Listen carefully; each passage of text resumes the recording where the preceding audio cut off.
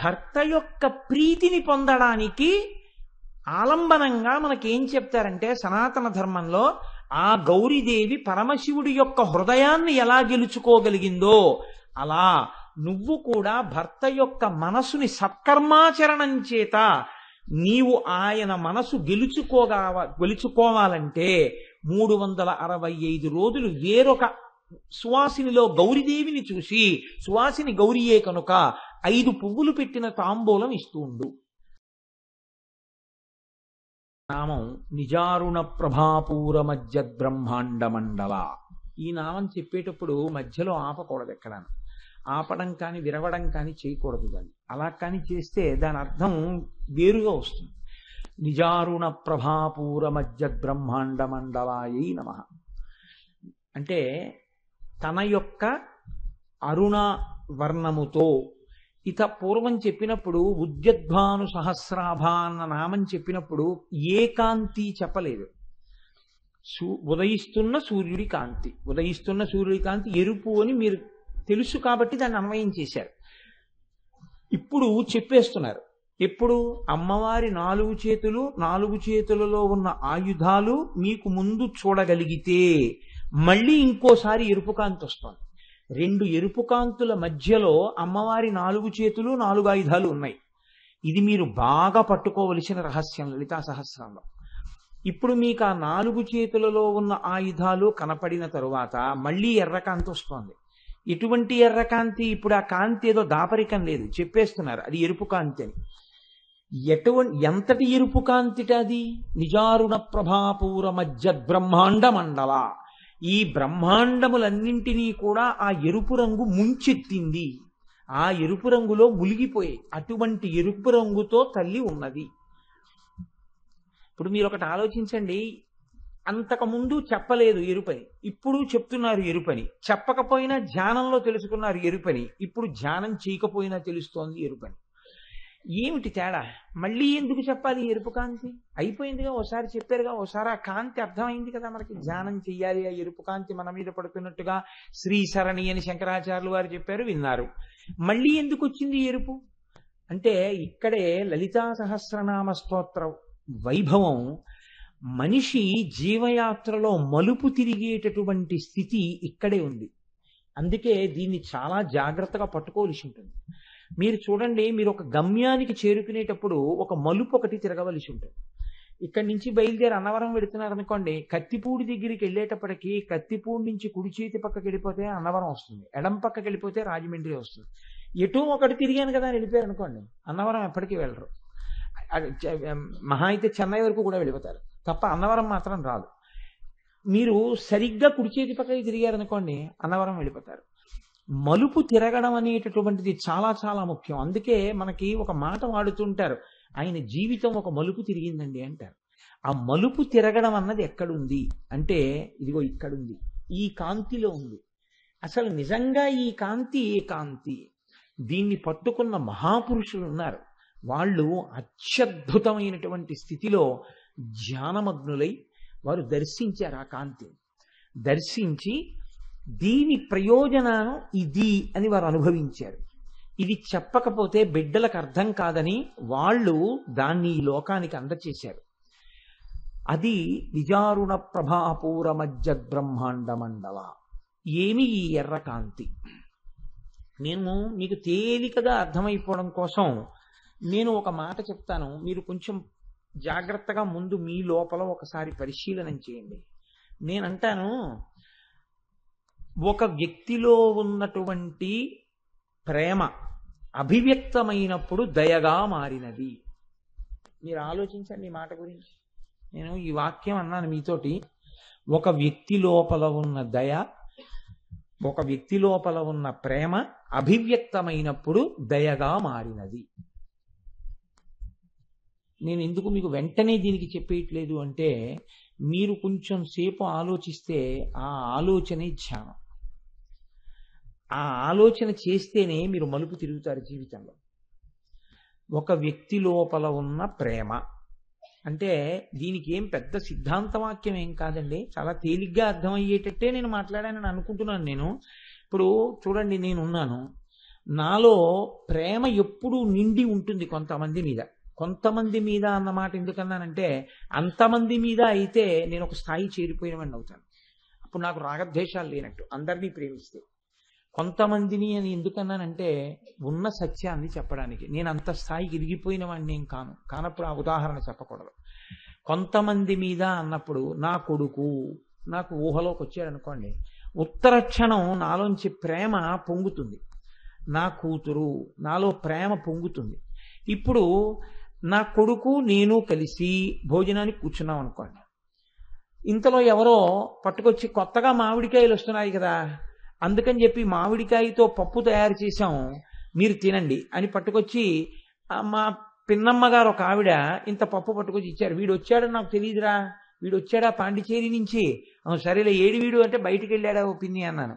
నువ్వు తిను అయితే, మామిడికాయ పప్పు నీకు ఇష్టమని తెచ్చాను అంతే. అంటే నాకు మామిడికాయ పప్పు ఇష్టమని ఏం కాదు, ఒక ఉదాహరణ అంతే. అలా అని మీరు కానీ ఏమో పట్టుకొచ్చారు, అలాంటివి ఏం చేయకండి. ఆ మామిడికాయ పప్పు అక్కడ పెట్టి నేను భోజనానికి కూర్చుంటున్నాను, మా అబ్బాయి వచ్చాడు, భోజనానికి కలిశాడు. సో వాడు అన్నాడు, అబ్బా నాన్నగారండి మామిడికాయ పప్ప అన్నాడు. అంటే నేను అన్నాను, ఒరే నువ్వు వేసుకో, నాకు వద్దు మామిడికాయ పప్పు అన్నాను. నిజానికి నాకు చాలా ఇష్టం, అబ్బా అందులో పిన్ని చేసింది మామిడికాయ పప్పు, పరమ సంతోషంతో నేను అది తినడానికి ఉద్యుక్తుడని అవుతున్నాను. వాడన్నాడు, నాన్నగారంటే మీకు మామిడికాయ పప్పు ఇష్టం కదా, అదేంటి మీరు వేసుకోకుండా నాకేసేస్తున్నారు అన్నాడు. ఏం లేదురా, ఏమిటో కానీ ఈ మధ్య కొంచెం పులుపు తగిలితే పళ్ళు జువ్వుమంటున్నాయిరా, తినలేకపోతున్నాను. డాక్టర్ గారు ఏమన్నారంటే, ఒక్క వారం పులుపు తినకండి, తిన్నారంటే మళ్ళీ 20 రోజులు పడుతుంది, ఒక్క వారం రోజులు ఊరుకుంటే తగ్గిపోతుంది అన్నారు, అందుకు నువ్వు తిని అన్నాడు. వాడు తినేశాడు, వాడికి తెలియదు నాకేం పళ్ళు జివ్వనవు. ఎందుకు నేను అలా చెప్పాను? వాడు ఒక వారం రోజులు ఉండి మళ్ళీ హాస్టల్కి వెళ్ళిపోతాడు. నేను హాయిగా ఈ ఋతువంతా కాసిన కాయలల్లా నేను వండించుకు తినగలను. అలా కాదులేరా నీకు ఇష్టం కదా నువ్వు తినంటే వాడు తినడు, నాకు సగం వేసేస్తాడు. అందుకని వాడికి పూర్తిగా పెట్టాలి. వాడికి పూర్తిగా పెట్టడానికి నాలో ఉన్న ప్రేమ వాడికి పప్పు పూర్తిగా తినిపించడముగా అభివ్యక్తమైతే దయగా అభివ్యక్తమైనది కదండి. ఈ ప్రేమ అభివ్యక్తమైతే ఒక్క వ్యక్తి పట్ల మాత్రమే అభివ్యక్తమవుతుంది. అందరినీ నేను అలా ప్రేమించగలనా? తిరుపతి ప్రసాదం పెట్టినట్టు మా ఇంటికి వచ్చిన వాళ్ళందరి కోసం పప్పెట్టే పెట్టి తలకోపిసరు పెడతానేంటి? అలా ఏం పెట్టను కదా. కానీ అమ్మవారి యొక్క ప్రేమ ఎలా ఉంటుందంటేట, ఆ తల్లి ప్రేమ సమస్త బ్రహ్మాండములను ముంచెత్తుతుంది. ఎరుపు రంగుకి గుర్తు ఏమిటంటే అరుణాం కరుణ. మీరు ప్రార్థనా శ్లోకంలో చదువుతున్నారు కదా, అరుణాం కరుణాతరంగితాక్షీం ధృత పాశాంకుశ పుష్పబాణ చాపాం. ఆ తల్లి యొక్క ఎరుపు ఆ తల్లి యొక్క ప్రేమ. అమ్మ అంటే ప్రేమ, అమ్మ అంటే దయ. లోపల ఉన్న ప్రేమ పైకి అభివ్యక్తమైతే దయాగుణము. అమ్మ యొక్క ప్రేమ అభివ్యక్తమైతే దయగా. ఆ దయయందు లోకములన్నీ మునిగిపోతున్నాయి.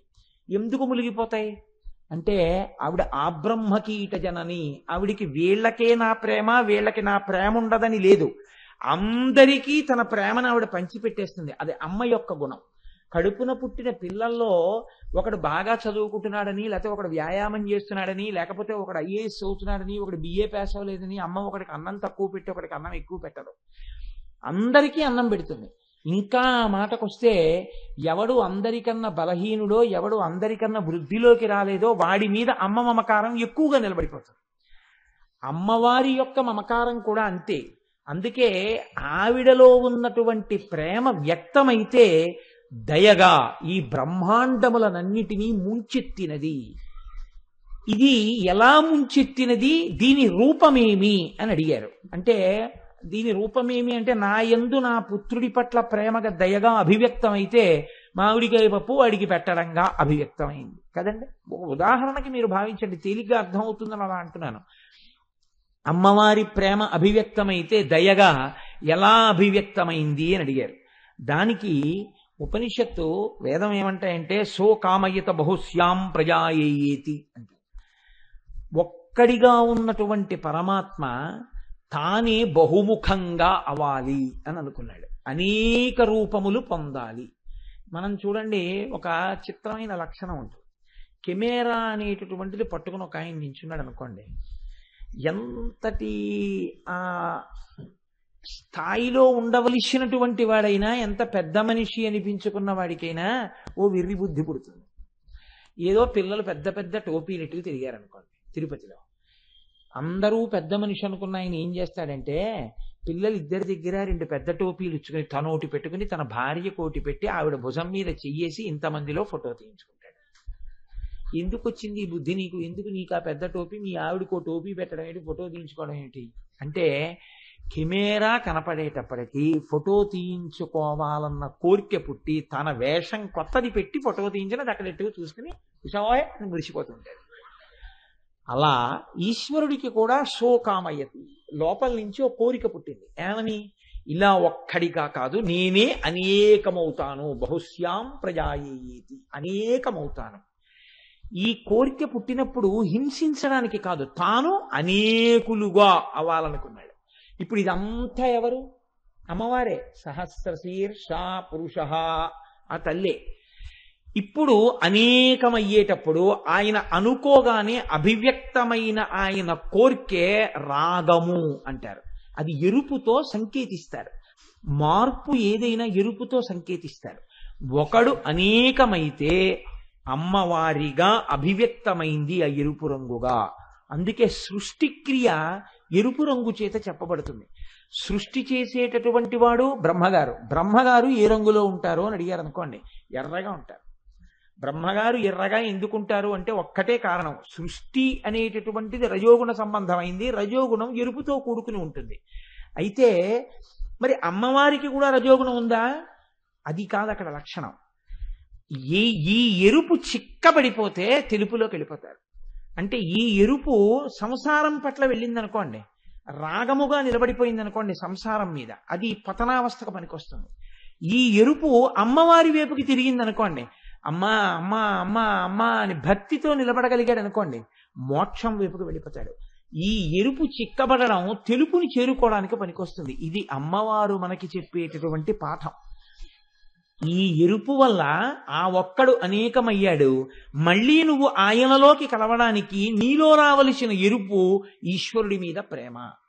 భగవంతుడి పట్ల భక్తి నీయందు ఏర్పడితే, నీ హృదయము ఈశ్వర భక్తి చేత రాగరంజితమైతే నువ్వు ఈశ్వరుడిలో కలిసిపోతావు. అప్పుడు అది రజోగుణం అవదు, అది సత్వగుణము కన్నా గొప్పదైనటువంటి శుద్ధ సత్వాన్ని దాటి ఈశ్వరుడు యందు చేరుకోవడానికి మార్గం అవుతుంది.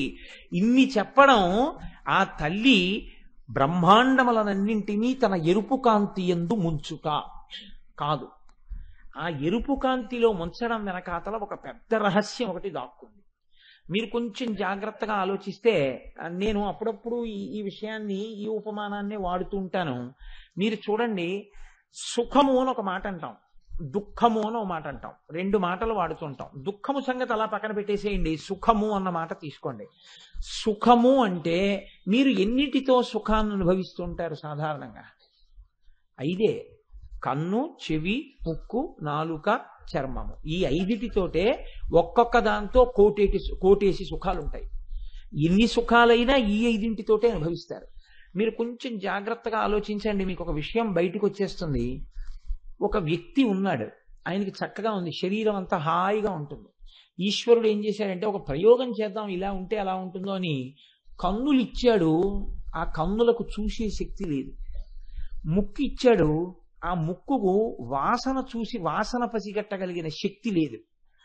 నాలుక ఇచ్చాడు, రుచి చెప్పగలిగిన శక్తి లేదు. చర్మం ఇచ్చాడు, దానికి స్పర్శ శక్తి లేదు. ఇప్పుడు దానికి శబ్ద, స్పర్శ, రస, రూప, గంధ 5 శక్తులు లేవు, తన్మాత్రలు. ఈ 5 తన్మాత్రలు తీసేసి 5 జ్ఞానేంద్రియములను మాత్రం ఉంచాడు. ఇప్పుడు నాకు ఒక విషయం మీరు చెప్పండి, పైన బ్రహ్మాండంలో ఎన్ని అందాలున్నాయి, ఇతనికి ఏమైనా సంబంధం ఉంటుందా? ఎన్నో అందాలున్నాయి. గులాబీ తోటలున్నాయి, జలపాతాలున్నాయి, పెద్ద పెద్ద రాజగోపురాలు ఉన్నాయి, అందమైనటువంటి లోకంలో పుష్పవాటికలున్నాయి, చక్కచక్కటి కోనేరులున్నాయి, ఈశ్వరమూర్తులున్నాయి. ఇతను ఏమైనా చూస్తాడా? ఇతను అనుభవించేది ఏం లేదు, ఎందుకంటే ఇతనికి కళ్ళు లేవు. లోకంలో ఎన్నో సంగీతాలున్నాయి, ఎన్నో ధ్వనులున్నాయి, పక్షుల కలకూజితాలున్నాయి, ఎన్నో ఉన్నాయి. అతను ఏమైనా అనుభవిస్తాడా? ఏం వినలేడు, చెవులు అతనికి వినే శక్తి లేదు. కొడుకొచ్చి ముట్టుకున్నాడు, కూతురు వచ్చి ముట్టుకుంది, భార్య వచ్చి ముట్టుకుంది, గురువు వచ్చి ముట్టుకున్నాడు, పక్కవాడు ముట్టుకున్నాడు, ఎవరు ముట్టుకున్నా అతను ఏమన్నా తెలుసుకోగలడా? అతనికి తెలియదు. నిప్పెట్టారు, అతనికి తెలియదు. నీరెట్టారు, అతనికి తెలియదు. అతను చూడలేడు, అతను వినలేడు, అతనికి స్పర్శజ్ఞానం లేదు. అతని నాలుక మీద బొగ్గు పెట్టినా నవిలి మింగేస్తాడు, అతని నాలుక మీద బూంది లడ్డు పెట్టినా నవిలి మింగేస్తాడు. కారణం ఏంటంటే అతనికి ఏమి తేడా తెలియదు, రుచి లేదు. ఇప్పుడు శబ్ద, స్పర్శ, రస, రూప, గంధ ఈ ఐదింటిని అమ్మవారు వెనక్కి తీసేసింది అనుకోండి. ఈ ఐదు నేను తీసేస్తున్నాను వ్యక్తుల్లోంచి అందనుకోండి. మీరు ఒక్కటి ఆలోచించండి, ఇంకా సుఖము అన్న మాట లోకంలో ఏమైనా ఉందా? ఏం లేదు. ఇక పైన బ్రహ్మాండంలో అందాలన్నీ ఉన్నాయి, మీకెందుకు పనికిరావు. బ్రహ్మాండంలో శబ్దాలన్నీ ఉన్నాయి, మీకెందుకు పనికిరావు. బ్రహ్మాండంలో ఎన్నో స్పృశిస్తాయి, మీకెందుకు పనికిరావు. ఎన్నో రుచులున్నాయి, మీకేం సంబంధం లేదు. మీరు ఎందుకుంటారు అంటే ఆకలంటూ ఓటు వేస్తుంది, కళ్ళు లేవు, నా నోటికి రుచి తెలియదు. కాబట్టి కబంధుడని రామాయణంలో ఒక ఆయన ఉంటాడు, అలా ఇలా తడుగుతారు, ఏదో తగులుతుంది. అది ఒకవేళ తన కడుపున పుట్టిన పిల్లాడే అవ్వచ్చు, వాడికి ఏం తెలియదు కదా. వాడు చూడలేదు, వినలేదు, ఏమి వినపడదు వాడికి. వాడు ఒకవేళ ఏడిచినా వీడికి వినపడదు. వాడు తింటున్నా ఏం తింటున్నాడో తెలియదు, కాబట్టి తినేస్తాడు, మింగేస్తాడు. కాసేపటి కడుపు నిండిపోయినట్టు అయిపోయింది, ఊరుకున్నాడు.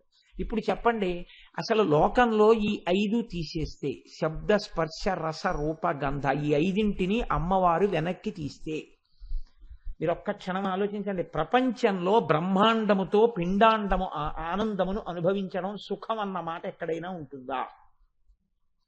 ఏం లేదు, లేదు కదా. మీరొక్కసారి అటువంటి ప్రపంచాన్ని ఒక్క నిమిషం పాటు ఊహ చేయండి.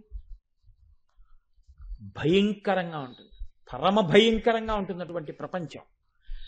ప్రపంచం ఇంత సంతోషంగా ఉందంటే, నేను చెప్తున్నాను మీరు వింటున్నారంటే, ఇన్ని వేల కళ్ళతో మీ అందరూ నన్ను చూస్తున్నారంటే, మీరు వెనకనున్న అమ్మవారిని చూస్తే, నేను చెప్తున్నది మీ జ్ఞాననేత్రంతో చూడగలుగుతున్నారంటే, ప్రసాదం తింటున్నామంటే, ఇవన్నీ ఎవరిచ్చిన శక్తులు?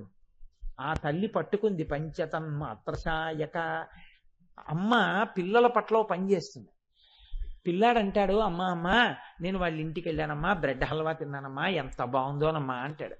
అమ్మ వెంటనే వాళ్ళకి ఫోన్ చేసి బ్రెడ్ హల్వా ఎలా చేశారండి అని కనుక్కుని బ్రెడ్ హల్వా చేసి కొడుక్కి పెట్టేసి తను వెళ్ళిపోదు. మీరు చూడండి, ఓ మాట అంటుంది, ఎలా ఉంది అంటుంది. చాలా బాగుందమ్మా అంటాడు. ఆ తర్వాత చాలా బాగుందా? బాగుందా? చాలా బాగుందమ్మా అంటాడు. ఆంటీ చేసింది బాగుందా, నేను చేసింది బాగుందా? ఆంటీ చేసింది బాగుంది అన్నాడు అనుకోండి. ఆంటీ చేసిన దాంట్లో ఏం బాగుందిరా అంటుంది. అంటే అమ్మ ఆంటీ చేసిన దాంట్లో యాలకకుండా కూడా వేసింది. వెంట ఉండొక్కసారి అని పళ్ళెల్లో తీసేస్తుంది. తీసేసి గబగబా 4 యాలక్కాయలు కొట్టేసి గుండె చల్లేసి తీసుకొచ్చి అక్కడ పెడుతుంది. ఇప్పుడు వాడు తినే, అమ్మ ఆంటీ చేసిన దానికన్నా ఇది చాలా బాగుందమ్మా, నువ్వే బాగా చేసావని అనుకోండి. అమ్మ గజారోహణం చేసినంత సంతోషపడిపోతుంది. ఇప్పుడు పెట్టేయడం ప్రధానమా, పిల్లాడు సంతోషించడం ప్రధానమా? అమ్మకి అనుభవించి పిల్లాడు సంతోషించడం అమ్మకి ప్రధానం. బ్రహ్మాండంలో అందాలు పెట్టి పిండాండం అనుభవించకుండా చేసేస్తే అమ్మతనానికి సంతోషం ఏమిటి? వీడు కృతజ్ఞుడై ఒక్కసారి నమస్కారం చేయకపోయినా అమ్మ మాత్రం పోన్లేరా, వాడిని అలా చూడని, వాడిని అలా తిని, వాడిని అలా అనుభవించని, వాడిని అలా సుఖపడని అంటుంది. ఇది అమ్మతనం. ఈ అమ్మతనానికి ఉన్న ప్రేమ రాగరంజితం. ఇది ఎరుపు. ఈ ఎరుపు బ్రహ్మాండములను ముంచెత్తుతోంది. ఈ శక్తి ఎంతటిదంటే అమ్మవారిది, ఆవిడ ఈ తన్మాత్రలతో పిండాండ బ్రహ్మాండ అనుసంధానం చేస్తుంటుంది ఎప్పుడు. ఇది శక్తి అంటే. అమ్మవారు అంటే ఎరుపు అంటే మీరు ఎప్పుడూ గుర్తుపెట్టుకోవలసింది ఆవిడ యొక్క శక్తి. ఈ శక్తి అన్నది ఎలా నడుస్తూ ఉంటుందో తెలుసా అండి? చాలా ఆశ్చర్యంగా మీకు నేను ఒక ఉదాహరణ చెప్తాను. నాకు ఆకలేసింది, నేనేం తినాలి? డైనింగ్ టేబుల్ తినేను కదా, లేకపోతే మా ఇంట్లో షెల్ఫ్ తినేను. కాబట్టి నేను ఇప్పుడు ఏం తినాలి? పృథివిలోంచి వచ్చింది తినాలి. పృథివిలోంచి వచ్చిన ఒక యాపిల్ పండు అక్కడ ఉంది. నేను ఇప్పుడు ఆ యాపిల్ పండు తినేశాను. ఇప్పుడు ఇందులో ఉన్నటువంటి పృథివికి అవసరం వస్తే బ్రహ్మాండంలో ఉన్నటువంటి పృథివిలోంచి వచ్చిన పృథివిని తినేసింది. తినేసిన తర్వాత ఇప్పుడు ఇందులోకి వెళ్ళిపోయిన యాపిల్ పండులో కొంత శేషం మిగిలిపోయింది. ఇప్పుడు దీన్ని ఎవరు పట్టుకుంటారు? ఎవరు పట్టుకోరు. ఆ పృథివిని, శేషాన్ని మరునాడు ఉదయం మళ్ళీ పృథివీ పుచ్చుకుంటుంది. ఈ పిండాండానికి దాహం వేసింది, నీళ్లు కావాలి. ఎవరైనా సృష్టించి ఇస్తారేంటి? బ్రహ్మాండమే నీరు ఇవ్వాలి. బ్రహ్మాండంలో నీరు నేను పుచ్చుకున్నాను, ఇందులో మళ్ళీ కొంత నీరు మలినంతో ఉండిపోయింది. ఎవరు పుచ్చుకుంటారు? బ్రహ్మాండమే పుచ్చుకోవాలి. దీనికి ఊపిరి కావలసి వచ్చింది. వాయువు ఎవరిస్తారు? బ్రహ్మాండమే ఇస్తుంది. బ్రహ్మాండంలో వాయువు పిండాండం పుచ్చుకుంది, ఇందులో మళ్ళీ లోపలికి వెళ్ళిన వాయువు కలుషితం అయిపోయింది. ఇప్పుడు దీన్ని ఎవరు పుచ్చుకుంటారు? మళ్ళీ బ్రహ్మాండమే పుచ్చుకుంటుంది. దీనికి వేడి కావలసి వచ్చింది, వేడి బ్రహ్మాండంలోదే పుచ్చుకోవాలి. దీనికి వేడి ఎక్కువైపోయింది, ఎవరికి ఇచ్చేయాలి? బ్రహ్మాండానికే ఇచ్చేయాలి. ఇప్పుడు మీకు తెలియకుండా రేడియేషన్ అని ఒకటి ఉంటుంది. రేడియేషన్ అంటే చల్లగా ఉన్నప్పుడు వేడెక్కించుట, వేడిగా ఉన్నప్పుడు చల్లబరుచుట. మీరు చూడండి, శీతాకాలంలో మీరు అంటే పొగొస్తుంది. బయట చల్లగా ఉంటే లోపల ఉండవలసిన 98.4 ఫారిన్ హీట్ ఎంత ఉందే అంత వేడిని ఉంచుతూ ఉంటుంది శరీరంలో. ఎవరు ఉంచుతున్నారు? నిప్పులు మనం మింగామా, మంట పక్కన కూర్చున్నామా? ఉంచుతున్న శక్తి ఒకటి ఉంది, అది ఉంచుతూ ఉంటుంది. వీడు పొద్దున్నుంచి రాత్రి వరకు తెల్లారే వరకు ఏసీలోనే ఉన్నా శరీరంలో వేడి మాత్రం 2 పాయింట్లు కూడా తగ్గకుండా ఒక శక్తి చూస్తూ ఉంటుంది. ఏ శక్తి ఉన్నదో ఆ శక్తి సమన్వయం చేస్తోంది పిండాండ బ్రహ్మాండాల్ని. అందులో నీళ్ళు ఇందులోకి, ఇందులో నీళ్ళు అందులోకి, అందులో గాలి ఇందులోకి, ఇందులో గాలి అందులోకి తిప్పుతుంటుంది. ఈ సమన్వయంలో మీరు గమనించండి ఒక విషయం. పృథివిని పుచ్చుకుని పృథివిని వదిలిపెట్టడంలో తేడా వచ్చిందనుకోండి, ఇందులో ఆకలి వేయట్లేదు, కానీ తినాలి కదా, ఓ యాపిల్ పండు తిన్నాను, వాంతి అయింది. సరే, ఉపన్యాసం చెప్పేసి వచ్చి డాక్టర్ గారి దగ్గరికి వెడదాం అనుకున్నాను, ప్రమాదం ఏం లేదు, కాస్త ఏదో వామో ఏదో తినేసి ఉపన్యాసం చెప్పేసి తర్వాత వెళ్ళచ్చు. కాదు, నీటిని పుచ్చుకుని నీటిని వదలడంలో తేడా వచ్చింది. ఇలా నీళ్లు తాగితే ఇలా వాంతి అయిపోతున్నాయి. ఇప్పుడు డీహైడ్రేషన్. ఉపన్యాసం చెప్పాక వెళ్ళడానికి వీల్లేదు, ముందు టాబ్లెట్ వేసుకుని ఉపన్యాసానికి రావాలి.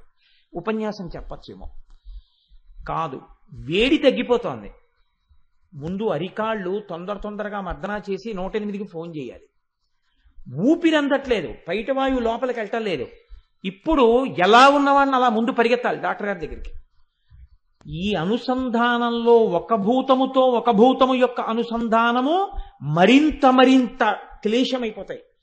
పృథివి అంది పృథివి వెళ్ళకపోతే పర్వాలేదు, జలము అంది జలము వెళ్ళకపోతే పర్వాలేదు, కొంత వాయువు అంది వాయువు వెళ్ళకపోతే ప్రమాదం. మరి ఇంతకాలం వాయువు అంది వాయువు వెళ్ళేటట్టు ఎవరు చేశారు? ఆవిడే. ఏ శక్తి నీ కంటికి కనపట్టలేదో ఆ శక్తి వాయువు అందించి వాయువు తీస్తోంది, ఆ శక్తి నీరు అందించి నీరు తీస్తోంది, ఆ శక్తి పృథివిని అందించి పృథివి తీస్తోంది, ఆ శక్తి వేడిని అందించి వేడిని తీస్తోంది. 1 డిగ్రీ వేడి ఎక్కువైతే నీ కళ్ళు ఎర్రబడిపోయి పడుకుంటావు. 4 డిగ్రీలు తగ్గిపోతే నీ ఒంట్లో వేడి తగ్గిపోయి ప్రమాదానికి వెళ్ళిపోతావు. ఎవరుంచుతున్నారు ఎప్పుడు నీలో వేడిని? ఈ తల్లి ఎందుకు చేస్తోంది? నువ్వేం చేస్తున్నావని ఆవిడ నీకు చెయ్యాలి ఇవన్నీ. అమ్మ తాను చేసేటప్పుడు వీడు తనకి చేస్తాడని చెయ్యదు. మీరొక్కటే జ్ఞాపకం పెట్టుకోండి, ప్రపంచం మొత్తం మీద అమ్మ ఒక్కతే ఒక మాట అంటుంది. తండ్రి కూడా, మీరు ఏమనుకోవద్దు, ఒక ఆలోచన ఉంటుంది, నా జీవితం వీడి దగ్గర వెళ్ళమారాలంటారు. కాబట్టి వీడిని ఇంత చదివిస్తున్నానంటే రేపు వీడు ప్రయోజకుడైతే నాకు కీర్తి, నాకు భద్రత అనుకుంటాడు. అమ్మ మాత్రం ఏమంటుందో తెలుసా అండి? వాడు రేపు ఏదో అయి తనకేదో ఇవ్వాలని కోరుకోదు. వాడికి ఏదైనా అనారోగ్యంగా ఉంటే ఆవిడంటుంది, నాన్న నా ఆయుర్దాయం నువ్వు పోసుకుని బతుకంటుంది. అంటే నీ ఆయుర్దాయం తీసి వాడికి ఇచ్చేస్తే నువ్వు వెళ్ళిపోతే పర్వాలేదంట. మరి వాడు రేపొద్దున నీ ఆయుర్దాయం పుచ్చుకుని వాడు పెద్దవాడైతే, వాడు గొప్పవాడైతే నువ్వు చూడవా? నాకు అక్కర్లేదంట. మరి నీకేం కావాలి? వాడు అలా ఉంటే నాకు చాలు, నాకేం అక్కర్లేదంట. ఇది అమ్మతనం. అమ్మ కృతజ్ఞత కోరని వ్యక్తి ప్రపంచంలో ఎవరైనా ఉంటే అమ్మ ఒక్కతే. అందుకే ఒక మహాపురుషుడు ఏం చేశాడంటే, చనిపోతూ ఒక చీటీ రాసి పెట్టెలో పెట్టి, ఒరే నేను వెళ్ళిపోయిన తర్వాత మీరు దీన్ని చూడండి రా అన్నాడు. ఆయన చనిపోయిన తర్వాత చీటీ తీశారు. పిల్లలు మాట వినేవారు కాదు, తండ్రి మాట. అందులో ఆయన వరుసగా రాశాడు. 1, మొట్టమొదట మీరు చెయ్యవలసిన పని అప్పిచ్చి తిరిగి అడగవద్దు అని రాశాడు. ఆహా, ఎంత గొప్ప మాట! అప్పిచ్చి తిరిగి అడగవద్దా? 2, విత్తు వేసి పందిరి పెట్టవద్దు. అదేమిటి, విత్తనం పెట్టి పందిరి పెట్టద్దా? సరే, అమ్మకి అన్నం పెట్టవద్దు.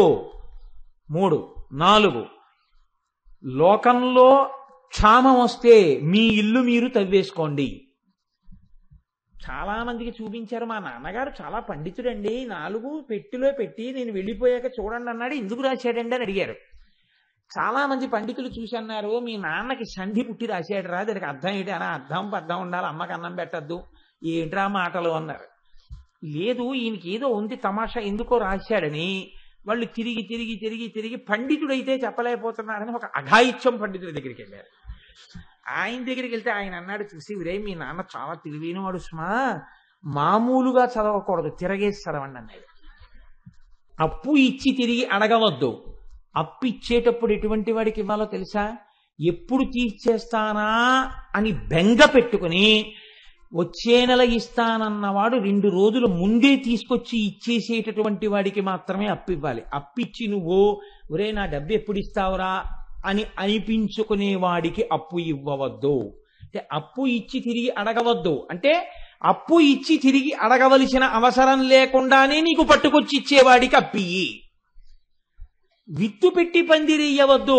ఇవాళ విత్తనం పెట్టి ఓ వారం పోయాక పందిరేద్దాంలా అంటే ఈలోగా తీగ పాకేస్తుంటుంది, నువ్వు పళ్ళ మీద తిరుగుతుంటావు, తీగ ఎక్కడానికి సరైన మార్గం దొరకదు, డొంకల్లోకి వెళ్ళిపోతుంది, కాయ వలిసినన్ని కాయలు రావు. ముందు పందిరేసి విత్తనం పెట్టు, ఎక్కువ ఫలసాయం వస్తుంది. అమ్మకి అన్నం పెట్టవద్దు. నువ్వెప్పుడు అమ్మకి అన్నం పెట్టకు. అమ్మ చేతి అన్నం నువ్వు తిను, నేను అమ్మకి అన్నం పెడుతున్నాను అనుకో. మా అమ్మ చేతి అన్నం నేను ఇంకా తింటున్నానండి, నా అదృష్టం అను. 4. దేశంలో క్షామం వస్తే నీ ఇల్లు నువ్వు తవ్వుకో. దేశంలో క్షామం వస్తే ఇల్లు తవ్వుకోవడం ఎందుకో? ఇంకా ఎక్కడా ఎవరికి ఒకరికొకరు పెట్టుకునేటటువంటి రోజు ఉండదు కనుక నీ ఇంటి కింద మీరు పనికి మాలిన వాళ్ళని ఒక పాతు పెట్టాను, అప్పుడు అది బయటికి తీసుకుని బతకండి రా అని మీ నాన్న పాతు పెట్టాడు రా అన్నాడు. అబ్బా, మా నాన్న ఇంతటి ప్రేమైకమూర్త తెలుసుకోలేకపోయాం, ఎంత మంచి మాటలు చెప్పాడని ఆ 4 కొడుకులు మారిపోయాడు. ఇప్పుడు కొడుకు తండ్రి చెప్పిన మాటల వెనక పరమార్థం ఎటువంటిదో, అమ్మవారు చేసేటటువంటి పంచతన్మాత్రల యొక్క సమన్వయమునందు, బ్రహ్మాండ పిండాండ సమన్వయమునందు, పంచతన్మాత్రలతో మనం అనుభవించేటటువంటి సుఖములకు అమ్మవారు మన దగ్గర నుంచి ఏం కోరుకుంటోంది?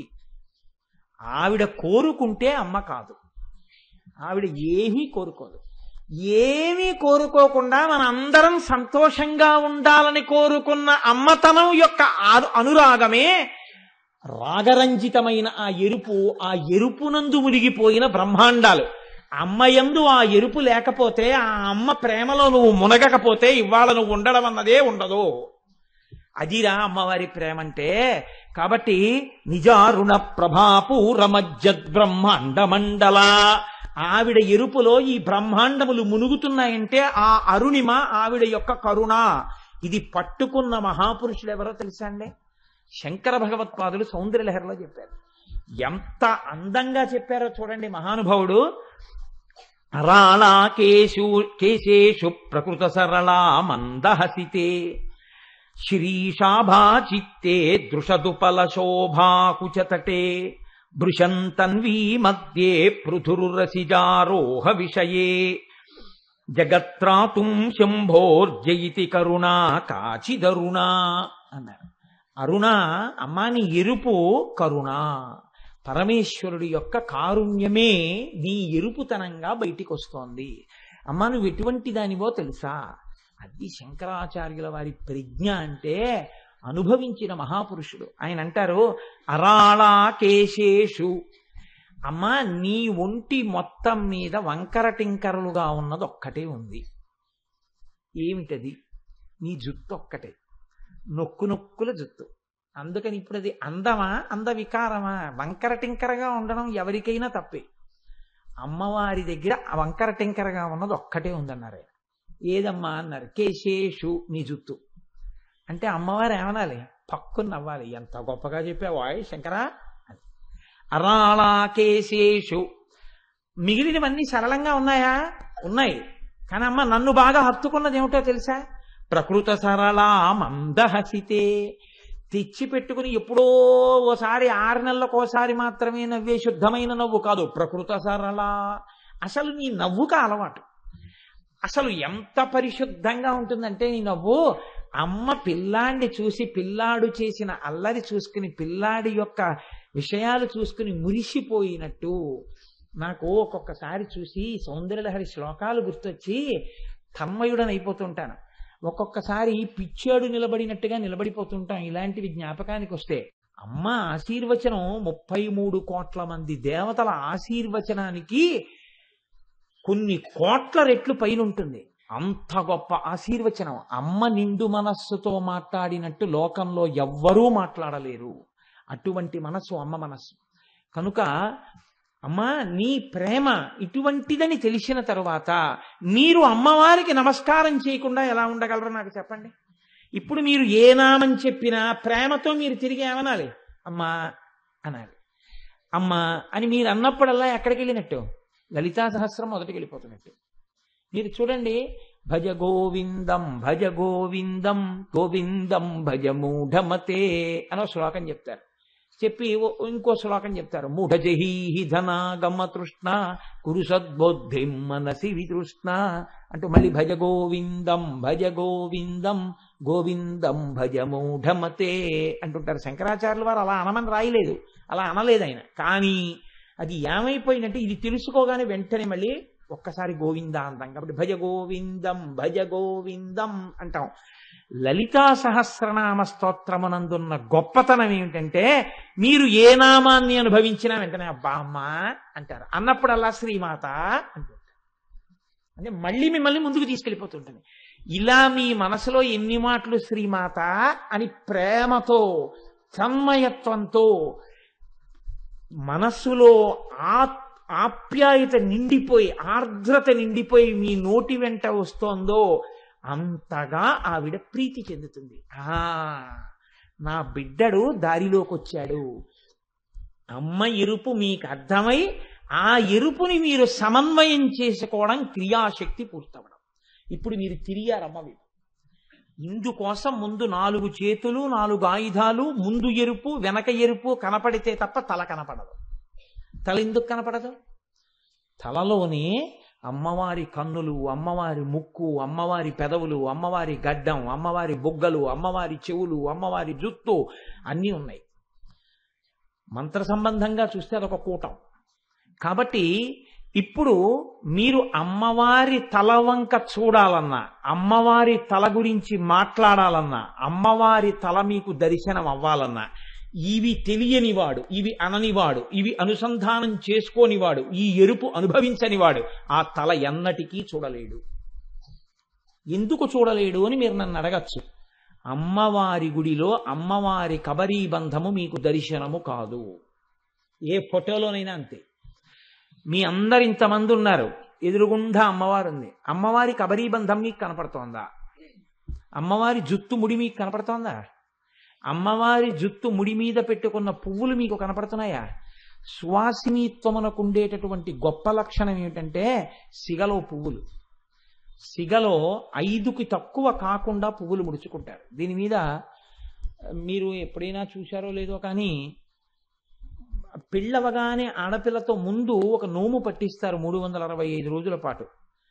ఆ పువ్వు తాంబూలం అంటారు. పువ్వు తాంబూలం దాని పేరు, కానీ ఒక్క పువ్వు తాంబూలంలో పెట్టి వేరొకరికి ఇవ్వకూడదు. వేరొక సువాసిని దగ్గరికి బయలుదేరతారు. ప్రతిరోజు వెళ్ళేటప్పుడు మనసులో ధ్యానం చేస్తారు. ఎవరిని చేస్తారంటే పెళ్లి పీటల మీదకి వెళ్ళినప్పుడు ఎవరిని చేశారో తర్వాత వాళ్ళని, గౌరీదేవిని. గౌరీదేవికి నమస్కారం చేసి తాంబూలం పట్టుకుని తాంబూలంలో 5 పువ్వులు పట్టుకుని పెడతారు. వెళ్ళి ఈ 5 పువ్వులు ఇస్తారు. ఈ 5 పువ్వులు సిగలో పెట్టుకుంటారు. ఇలా రోజుకి ఒకరికి ఇస్తూ 365 రోజుల తర్వాత ఉద్యాపన చేస్తారు. చేసినప్పుడు ఒక బంగారు పువ్వు వెండి పువ్వు చేయించి సువాసినికి భోజనం పెట్టి తాంబూల బహూకరణ చేస్తారు. అలా చేస్తే ఏమవుతుంది అని అడిగారు. ఒక్కటే, ప్రపంచంలో పండితుడికి సత్కారం ఉంటుంది, పురుషుడికి అధికారం ఉంటుంది, లేకపోతే ఉద్యోగం ఉంటుంది. ఉద్యోగం పురుష లక్షణం. ఉద్యోగం పురుష లక్షణం అంటే చాలామంది ఏమనుకుంటారంటే ఏదో ఓ 10,000 5,000 సంపాదించడానికి వ్యాపకం చేయడం అనుకుంటారు. అది కాదు ఉద్యోగం అంటే. అలా అయితే వేదం చదువుకుంటూ కూర్చున్న వాళ్ళందరూ కూడా పురుష లక్షణాలు లేని వాళ్ళు అవుతారు. అది కాదు దాని అర్థం. ఉద్యోగం అంటే ప్రయత్నం. ప్రయత్నం చెయ్యడం పురుష లక్షణం. అన్నీ తమంత తాము జరుగుతాయని కూర్చోకూడదు. నీ పురుష ప్రయత్నం ఉండాలి. తను ప్రయత్నం చెయ్యాలి. ప్రయత్నం చెయ్యడం పురుషుడి యొక్క లక్షణం. సాధించి తెచ్చిన దానితో తృప్తిగా ఇల్లు నడపడం ఆడదాని లక్షణం. ఆడదానికి చాలా గొప్ప సత్కారం ఇది జీవితంలో అని అడిగారు. భర్త యొక్క మెప్పుదలయే. భర్త మెచ్చుకుంటే ఆడదాని జీవితంలో అంతకన్నా సత్కారం లేదు. ప్రతిరోజు భర్త యొక్క సంతోషాన్ని భార్య పొందిందనుకోండి, ఆమె జీవితమునకు గౌరీదేవి సంతోషిస్తుంది. అది మహా గొప్ప జీవితంగా భావన చేయబడుతుంది. అందుకే భర్త యొక్క ప్రీతిని పొందడానికి ఆలంబనంగా మనకేం చెప్తారంటే సనాతన ధర్మంలో, ఆ గౌరీదేవి పరమశివుడి యొక్క హృదయాన్ని ఎలా గెలుచుకోగలిగిందో అలా నువ్వు కూడా భర్త యొక్క మనసుని సత్కర్మాచరణం చేత నీవు ఆయన మనసు గెలుచుకోవాలంటే 365 రోజులు వేరొక సువాసినిలో గౌరీదేవిని చూసి, సువాసిని గౌరీయే కనుక 5 పువ్వులు పెట్టిన తాంబూలం ఇస్తూ ఉండు. నీ జీవితాంతం అంత సంతోషాన్ని పొందుతావు. అందుకే పెళ్ళవగానే ఆడపిల్లతో అత్తవారు ఈ నోము పట్టిస్తారు. సరే, ఇవాళ అసలు అత్తగారికే తెలియదు కాబట్టి గొడవే లేదు. కాబట్టి ఇప్పుడు తల్లి యొక్క కబరీబంధ దర్శనం చెయ్యాలి. తల్లి యొక్క కబరీబంధ దర్శనం చేయడం అంటే మీకు దేవాలయంలోకి వెళ్ళి చేద్దామంటే మీరు మూర్తి వెనక్కి పంపరు. మూర్తి వెనకాలకి వెళ్ళి చూడ్డానికి కుదరదు. మీకు అలా ఏం పంపించరు. కరచరణాదులతో కూడిన మూర్తి దేవాలయంలో వెనక్కి వెళ్ళి చూడ్డానికి ఉండదు. ఒకవేళ ఏ కారణం చేతనైనా ఏ అర్చకుడైనా వెళ్ళినా అమ్మవారి యొక్క కేశపాశమునకు కబరీబంధం వేసి ఆ కబరీబంధం మీద కిరీటం పెట్టేస్తారు. కిరీటం పెట్టినప్పుడు ఏమవుతుందంటే అమ్మవారి యొక్క కబరీబంధము ఆ కిరీటములోకి వెళుతుంది. ఇప్పుడు ఆ కబరీబంధంలో ఉన్న పువ్వులు మీకు అసలు కనపడే అవకాశం ఉండదు.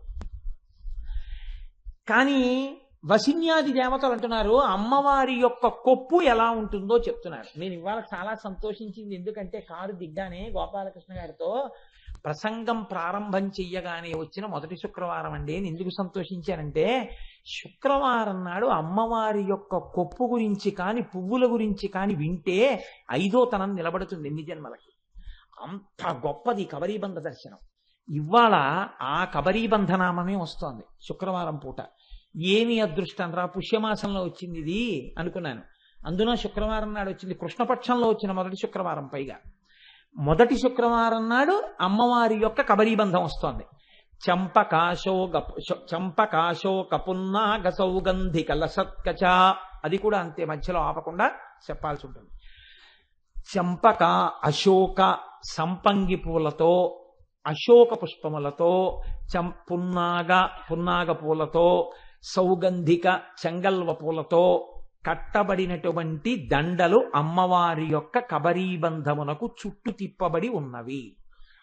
ఇప్పుడు మీరు ఇక్కడ కొంచెం జాగ్రత్తగా ఆలోచించవలసి ఉంటుంది. ఇలా ఎందుకు చెప్పారో తెలుసా అండి వసిన్యాది దేవతలు? మీరు ఏది ఈ కంటితో చూడలేరో అది చూడడానికి ఒక మార్గం ఇచ్చారు వాళ్ళు. ఎందుకు అలా దర్శనం చెయ్యాలి అంటే, అలా చేయిస్తే ఏమవుతుంది అంటే అమ్మవారి కేశభారమును అనగా జుత్తుముడిని చూస్తే ఉత్తర క్షణంలో మీ క్లేశభారము నశిస్తుంది. మీ క్లేశం పోతుంది. మీకు ఏ కష్టం ఉందో ఆ కష్టం తొలగిపోతుంది. లేదా వచ్చే కష్టం ఏదైనా ఉంటే తొలగుతుంది. అందుకే అమ్మవారి కేశభార దర్శనం అంత గొప్పది. మీకు ఎక్కడా కనపడదు. ఏ దేవాలయంలో ఏ ఫోటోలో కనపడదు. ఇప్పుడు ఎలా చూడాలి? మీరు అంతర్నేత్రంతో చూడాలి. అంతర్నేత్రంతో చూడాలంటే ఇలా ఉంటుందని చూసినవాడు మీకు చెప్తే మీరు అలా ఉంటుందని ఊహ చేస్తారు. ఎలా ఉంటుంది? ఒక సువాసిని యొక్క కొప్పు ఎలా ఉండాలో అలాగే ఉంటుంది. చంపకాశోక పున్నాగ సౌగంధి కలసత్కచ. అయితే ఇక్కడ మీరు ఒక విషయాన్ని కొంచెం జాగ్రత్తగా ఆలోచించండి. సాధారణ అంటే నేను ఎవరిని ఉద్దేశించి అంటలేదు ఈ మాటలు. మీరు కొంచెం it should be construed in a realistic perspective. దాన్ని మీరు సరి అయిన కోణంలో మాత్రమే విచారణ చేయాలి, కానీ లేకి మాటగా మీరు ఆలోచించకూడదు. ఒక వయస్సు వచ్చిన తర్వాత నాకు ఇప్పుడేం పెద్ద జడ ఏమిటండి, మీరు ఏమిటి ఇంతంత చామంతి పూలదండ ఇంతట్టుకొచ్చారు అనొచ్చు భార్య. కాబట్టి ఇంతంత పువ్వులతో ఉన్న పెద్ద దండ ఆవిడ పెట్టుకోవడానికి అంత పెద్ద కబరీబంధం ఆవిడికి లేకపోవచ్చు. చాలా పెద్ద కబరీబంధం అనుకోండి, అప్పుడు దానికి పెద్ద చామంతి పూలదండ ఇలా తురిమినా పర్వాలేదు, నిలబడుతుంది కొప్పులో. ఇప్పుడు అమ్మవారి యొక్క కొప్పులో ఏ ఉన్నాయని చెప్తున్నారు మీకు వసిన్యాది దేవతలు? 5 పూలతో కలిపి కదండి ఒక మాలైనా పెట్టుకుంటుంది ఆవిడ. చంపక అంటే సంపంగి పూలు. సంపంగి పువ్వు అంటే ఈ రేక్ సంపంగి అంటారు, ఆకుపచ్చగా ఉంటుంది, అది కాదు. సింహాచలం సంపంగి అంటారు, పసుపు ఎరుపులతో కూడిన సంపంగి పువ్వు, అరవిరిసిన పువ్వు ఒక్కటే ఇంతంత ఉంటుంది. ఇటువంటి పూలతో కట్టిన దండ ఒకటి పెట్టుకుంటుంది. పెట్టుకున్న తర్వాత ఇంకా దండ మీద దండ పెట్టుకుంటే ఇక్కడ వరకు వచ్చాయనుకోండి, బాగుండదు. అంటే కొప్పు ఎంత పెద్దదై ఉండాలి? ఇంత పెద్ద పూలతో కూడిన ఒక దండ. ఇప్పుడు దాని మీద అశోక పుష్పాలతో చేయబడిన ఒక దండ, అవి పెద్ద పెద్ద పూలు. పున్నాగ పూలతో చేయబడినటువంటి ఒక దండ. సౌగంధిక, చెంగల్వ పూలని పూస్తాయి. మీరు ఎప్పుడైనా చూశారో లేదో, చాలా గమ్మత్తుగా ఉంటుంది వాటి తత్వం కూడా. నేను చిన్నతనంలో ఏలూరులో మా సొంత ఇంట్లో ఉండే రోజుల్లో చాలా పెద్ద విశాలమైన ప్రాంగణం ఉండేది. మా అమ్మ చెంగల్వ మొక్కలు వేసింది, అటు ఇటు వేస్తే ఎండాకాలం వెళ్ళిపోయి ఇలా వానాకాలం వచ్చి 2 వానలు పడేటప్పటికీ బుడగలు వచ్చినట్టు వస్తాయి చెంగల్వ మొగ్గలు. వచ్చేది విరిస్తే, ఇక్కడ చెంగల్వ పువ్వు విరిస్తే అక్కడికి వస్తుంది సువాసన. పావులు కూడా వస్తాయి ఆ వాసన కోసం, అంతంత ఉంటాయి. చెంగల్వ పువ్వు దండ బంగారు మొలత్రాడు పట్టుదట్టి సంధ్యతాయతలను సరిమువ్వ గజ్జలు చిన్ని కృష్ణ నిన్నునే చేరికొల్లుతూ. అబ్బో చాలా వచ్చండి మీకు. కాబట్టి చెంగల్వ పువ్వు దండ, పెద్ద పెద్ద చెంగల్వ పూలతో చేయబడినటువంటి ఒక దండ అమ్మవారి కొప్పులో అందంగా అమర్చారు. ఇది మీరు ధ్యానమునందు చూడాలి. ఇది బాహ్యం కాదు, నేను చెప్పింది ఆధారం చేసుకుని నేను చెప్పడం నా బుర్ర నేనేం చెప్పట్లేదు, వసిన్యాది దేవతలు చెప్పారు, వ్యాస భగవానుడు చెప్పాడు. అలా మీరు అమ్మవారి పెద్ద కబరీబంధం, ఆ కబరీబంధం మీద పెట్టినటువంటి పూలు, నల్లటి నొక్కుల జుత్తు, దానికి పెట్టిన సూర్యుడి బింబం, చంద్రబింబం, అమ్మవారి కొప్పు మీద ఉన్న పూలదండలు, నల్లటి కబరీబంధం మీద మొట్టమొదటి పెట్టినటువంటి పసుపచ్చ పూలు, దాని మీద తెల్ల పూలు, దాని మీద పసుపు ఎరుపులతో ఉన్న పూలు, దాని మీద పున్నాగ పూలు, ఇవన్నీ పెట్టినటువంటి ఆ కొప్పు వంక మీరు ఒక్కసారి చూశారనుకోండి, అప్పుడు మీ నోటి వెంట ఏ మాటలు వస్తాయి అని అడిగారు.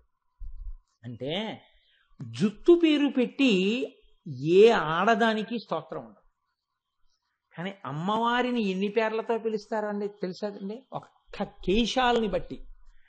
కుంతల నాయకి ఆవిడకో పేరు. కుంతల నాయకి అంటే ఆవిడ జుత్తు అలా ఉంటుంది ఆవిడ. కానీ జుత్తు, అమ్మవారి జుత్తుని జాగ్రత్తగా ఇలా విప్పినప్పుడు, అభిషేకం చేశాక జాగ్రత్తగా అమ్మ దగ్గర ఉండేటటువంటి సైరంధ్రి వచ్చి జాగ్రత్తగా జుత్తంతా ఇలా కింద వరకు ఆ మెత్తటి బట్ట పెట్టి తుడిచి, ఆ కొసలకు అంటుకోకుండా అమ్మ కొంచెం తల ముందు కొంచండి అని ఆ కింద సాంబ్రాణి పొగ పెడితే, ఈ పొగంతా అమ్మవారి యొక్క కురుల మీదకి వెడితే, ఆ కురులకు ఉన్నటువంటి తడంతా వదిలిపెట్టేసిన తర్వాత ఆ జుత్తు ముడి వేయడానికి ఇలా తీస్తే 2 గుర్రాల తోకలా పెద్దది ఉంటుందన్నమాట. ఇప్పుడు ఆ జుత్తుని తిప్పి ముడివేస్తారు. అంత పెద్ద కబరీబంధం ఆవిడది. ఇంత పెద్ద కబరీబంధం కాబట్టి కుంతల నాయకి ఆవిడ పేరు. మీరు అది మనస్సునందు భావన చెయ్యవలసి ఉంటుంది. దాని వలన ఉత్తర క్షణం క్లేశభారం పోతుంది. భ్రమర కుంతలాంబ ఆవిడ పేరు, నీల కుంతలాంబ ఆవిడ పేరు, పుష్పకుంతలాంబ, అంజన కుంతలాంబ, సుగంధ కుంతలాంబ. ఇన్ని పేర్లు కేవలం ఆవిడ యొక్క జుత్తుని బట్టి వచ్చాయి ఆవిడకి. ఇందులో చాలా చమత్కారం ఏమిటో తెలుసా అండి? ద్రవిడ దేశంలో ఇందులో ఒక్కొక్క పేరుతో ఒక పెద్ద పెద్ద దేవాలయాలు ఉన్నాయి ఆవిడకి. ట్రిచి అంటామే మనం, తిరుచిరాపల్లిలో అమ్మవారికి సుగంధ కుంతలాంబ అన్న పేరుతో అత్యద్భుతమైన దేవాలయం ఉంది. అంతంత పెద్ద పెద్ద దేవాలయాలు, ఏమి అర్చనలు జరుగుతాయో తల్లికి నిజంగా, అంత గొప్ప దేవాలయాలు. కనుక ఇప్పుడు ఈ తల్లి యొక్క ఈ కబరీబంధము ఏది ఉందో అది చంపకాశోక పున్నాగ సౌగంధిక లసత్కచ. ఇక్కడి వరకు వసిన్యాది దేవతలు చెప్తే శంకర భగవత్పాదులు బెంగపెట్టుకున్నారు. అయ్యో ఈ పాటే చెప్తే పిల్లలకు అర్థం అవుతుందా ఆయన బెంగ. అందుకని ఆయన అన్నారు, ధునోతుద్ధాంతం స్థలిత దళితేందీవరవనం ఘన స్నిగ్ధశ్లక్షణం చికుర నికురంబం తవ శివే యదీయం సౌరభ్యం సహజముపలబ్ధం సుమనసో వసంతస్మిన్మన్యే వలమధన వాటీ విటపినాం అన్నారు. మహానుభావుడు ఏమి దర్శనం చేశారో, ఏమి శ్లోకాలు పడ్డాయో శంకర భగవత్పాదులకి. శంకరాచార్యుల వారు పుట్టిన గడ్డ మీద పుట్టినందుకు మనం అదృష్టపడిపోవాలండి, నిజంగా సంతోషపడిపోవాలి. మహాపురుషుడు కదండి. ధునోతుధ్వాంతం ఆయన అన్నారు, అమ్మ నల్లటి నీ జుత్తు చూడగానే మా అజ్ఞానపు చీకట్లు విచ్చిపోయాయి అన్నారు. ఎవరికి? చూసిన శంకరాచార్యుల వారికి కాదుట. ధునోతుధ్వాంతం మాకు ఎందుకు ఏమిటా ధైర్యం? మేము చూడలేదుగా, నీ చెప్తున్నానుగా ఎలా చూడాలో. మీకు కనపడుతుందిరా ధ్యానంలో, పోతాయంతే మీకు కూడా. కాబట్టి మాకు ఇప్పుడు ఈ శ్లోకం జరిగితే మాకు మీకు కూడా. అయ్యా ఆయన పువ్వులు ఒకటే చెప్పారండి, అమ్మవారి జుత్తు ఎలా ఉంటుంది ఎందుకని? ఏమిరా నీకు ఎందుకు అనుమానం అంటే, ఏమంటే ఆవిడ పూర్వజ అని లలితా సహస్రంలో ఒక నామం ఉంది కదా, తల్లి ఎప్పుడో సృష్టికి ముందు పుట్టింది కదా, కాబట్టి ఇప్పటికి ఆవిడ జుత్తు తెల్లబడిపోయి ఉంటుందా? ధ్యానం చేయరా అన్నారు అనుకోండి, ముందు ప్రశ్న ఇది. ఏమంటే ఆవిడ జుత్తు తెల్లగా ఉంటుందా? కాదు, నల్లగా ఉంటుంది. గురువుగారు మీరు కొంచెం జాగ్రత్తగా ఆలోచించలేదేమో, ఎప్పుడో పుట్టిన ఆవిడ జుత్తు ఇంకా ఎలా ఉంటుందండి? ఆవిడ ఏమైనా వాడుతుందా? అదో అనుమానం. కాదురా, ఏమంటే అమ్మవారి జుత్తు అన్ని పూల దండలు పెట్టుకుంటుంది అన్నారు కదా, 60 ఏళ్ళో 70 ఏళ్ళో వచ్చేటప్పటికి మా అమ్మగారి జుత్తు పల్సగా అయిపోయింది, పల్సగా అయిపోయి ఉంటుందా, ఒత్తుగా ఉంటుందా? ఇంకో అనుమానం. ఒకవేళ ఎప్పుడు అమ్మవారు అపర్ణగా తపస్సు చేసిందిగా శంకరుడి కోసం, ఇలా తపస్సు చేసినప్పుడు అప్పుడు అమ్మవారి జుత్తు జటలు అవి ఏమైనా కట్టేసి కొంచెం పింజిలుగా ఏమైనా ఉంటుందండి? లేకపోతే అందరూ ఆడవాళ్ళు రాసుకున్నట్టు అమ్మవారు కూడా కొంచెం ఏమైనా మంచి మంచి సుగంధ తైలాలు అవి ఏమైనా రాసుకోవడం వల్ల జుత్తు మెరుస్తూ ఏమైనా ఉంటుందా? లేకపోతే మామూలుగా ఉంటుందా? ధ్యానం చేయరా అని ఒక్క మాట అన్నందుకు ఇన్ని అనుమానాలు గురువుగారిని అడుగుతారు. ఇవి అడిగితే రేపు పొద్దున ఎవడు ఏ జవాబు చెప్పి ఎలా ధ్యానం చేసేస్తాడో అని శంకరాచార్యుల వారు బెంగెట్టుకుని ఆయనే చెప్పేశారు జవాబు. ధునోతుధ్వాంతం స్తులిత దళితేందీవరవనం. అమ్మవారి జుత్తు ఎలా ఉంటుంది అంటే ఆయన అన్నారు, నల్ల కలువల తండంలా ఉంటుంది అన్నారు. నల్ల కలువలకు ఉండే లక్షణం ఏమిటో తెలుసా అండి? మీరు ఎప్పుడైనా చూశారో లేదో నల్ల కలువ పువ్వు. నల్ల కలువ వంక మీరు ఇలా చూడగానే కళ్ళకి చల్లగా ఉంటుంది. నల్లని కలువ కంటికి చలువ. అందులో మీరు మళ్ళీ నల్ల కలువని కొంచెం జాగ్రత్తగా రేకులు ఇలా విప్పారనుకోండి, వాటి మొదళ్లలో దుద్దు పక్కన చల్లగా ఉంటుంది, తెల్లగా ఉంటుంది. ఈ తెల్లగా ఉన్న రేకుల దగ్గర మీరు కొంచెం ఇలా వంగి కలువ పువ్వులోకి చూశారనుకోండి, తడి బిందువులు ఉంటాయి. ఇప్పుడు ఇంకొంచెం మీరు వంగారనుకోండి, వంగితే మత్తెక్కించగలిగినటువంటి మంచి పరిమళం వస్తుంటుంది ఆ నల్ల కలువలోంచి. శంకరులు చాలా దూరదృష్టితో ఈ మాట వేశారు. ఒక్క నల్ల కలువ పువ్వు కాదు అన్నారు. ఎలా ఉంటుంది అమ్మవారి జుత్తు? నల్ల కలువల తండంలా ఉంటుందన్నారు. నల్ల కలువల తండం అంటే ఓ పువ్వు ఇలా ఉంటే ఓ పువ్వు ఇలా, ఓ పువ్వు ఇలా ఉంటే ఓ పువ్వు ఇలా సమానంగా ఉండవు కదండి. ఓ గుత్తి ఇలా ఉంటే ఓ గుత్తి కిందకి, ఓ గుత్తి పైకి, ఓ గుత్తి కిందకి, ఓ గుత్తి బాగా కిందకి, అలా కదా ఉంటాయి. కానీ మీరు ఓ చివరి నుంచి చూస్తున్నారనుకోండి, ఇక్కడి నుంచి ఆ గేటు వరకు మీకు కిందన్న నీళ్లు కనపడటలేదు, నల్ల కలువలే కనపడుతున్నాయి. అలా కనపడుతుంటే మీరు ఇక్కడి నుంచి చూశారనుకోండి, అబ్బా ఇలా ఒత్తుగా ఇలా ఇలా ఇలా ఎంత బాగుందో అంటారు. అమ్మవారి జుత్తు కూడా అంత నల్లగా అలా ఒత్తుగా నొక్కు నొక్కులుగా ఉంది. ఇప్పుడు ఈ నొక్కు నొక్కులుగా ఉన్నటువంటి అమ్మవారి జుత్తు నల్లగా ఉంది, తెల్లగా ఉండదు. ఎందుకని? తెల్లగా ఉంటే కాలమునకు లొంగినట్టు, ఆవిడ కాలమునకు లొంగదు, కాలం ఆవిడికి లొంగుతుంది. ఆవిడ నిత్యయవ్వన మదశాలిని కన్యాకుమారి, కాబట్టి ఆవిడ కాలమునకు లొంగదు, ఆవిడ జుత్తు నలుపే. కాబట్టి ధునోతుధ్వాంతన్న స్థులిత దళితేందీవరవనం ఘన. ఆయన అంటున్నారు అమ్మవారి జుత్తు ఘనశ్యాముడు అంటాం. ఘనశ్యాముడు అంటే నల్లటి మబ్బులు వచ్చినప్పుడు మీరు ఎప్పుడైనా చూశారో లేదో, మబ్బు పక్క మబ్బు, మబ్బు పక్క మబ్బు, మబ్బు పక్క మబ్బు, అలా ముద్దల కింద ఓ ఆకాశం నిండా ఏవో ముద్దలు వచ్చేసినట్టుంటాయి. అలా అమ్మవారి జుత్తు ఒత్తుగా ఇలా నొక్కు నొక్కులుగా అలా ఉంటుంది. ఘన స్నిగ్ధ ఆ మాటలలో ఎంత చిత్రమో చూడండి. ఆ జుత్తు, కొంతమంది జుత్తు పట్టుకుంటే తాడు పట్టుకున్నట్టు ఉంటుంది. ఏమిటే నీ జుత్తు ఇలా ఉంది అంటుంటారు ఆ పెద్దవాళ్ళు. అలా ఉండదు, పరమ కోమలంగా ఉంటుంది. అలా ముట్టుకుంటే మెత్తగా పట్టులా ఉంటుంది ఆ జుత్తు. వీడి జుత్తు చూడు పట్టుదారంలో ఎలా ఉందో అంటారు. ఉత్తుత్తిని ముట్టుకుంటారు. పుట్టుకుని వీడి జుత్తు చూడరా, ఏదో మొక్కజొన్న పీచు ఉంటుంది, మొక్కజొన్న పొత్తు కింద ఉన్నటువంటి ఇది, ఆ జుత్తు ఎంత మెత్తగా ఉంటుందో అలా లేదు అంటారు. ఇలా అమ్మవారి జుత్తు ముట్టుకుంటే అంత మెత్తగా ఉంటుంది. ఇప్పుడు మీరు ధ్యానం చేస్తున్నారనుకోండి, అమ్మవారికి కొప్పు మీరు వేస్తే మీరు ముట్టుకోగలుగుతారు. అది ఆ ప్రక్రియ మీరు ధ్యానం చేసుకోవలసింది. కాబట్టి ఘన స్నిగ్ధ శ్లేక్షణం.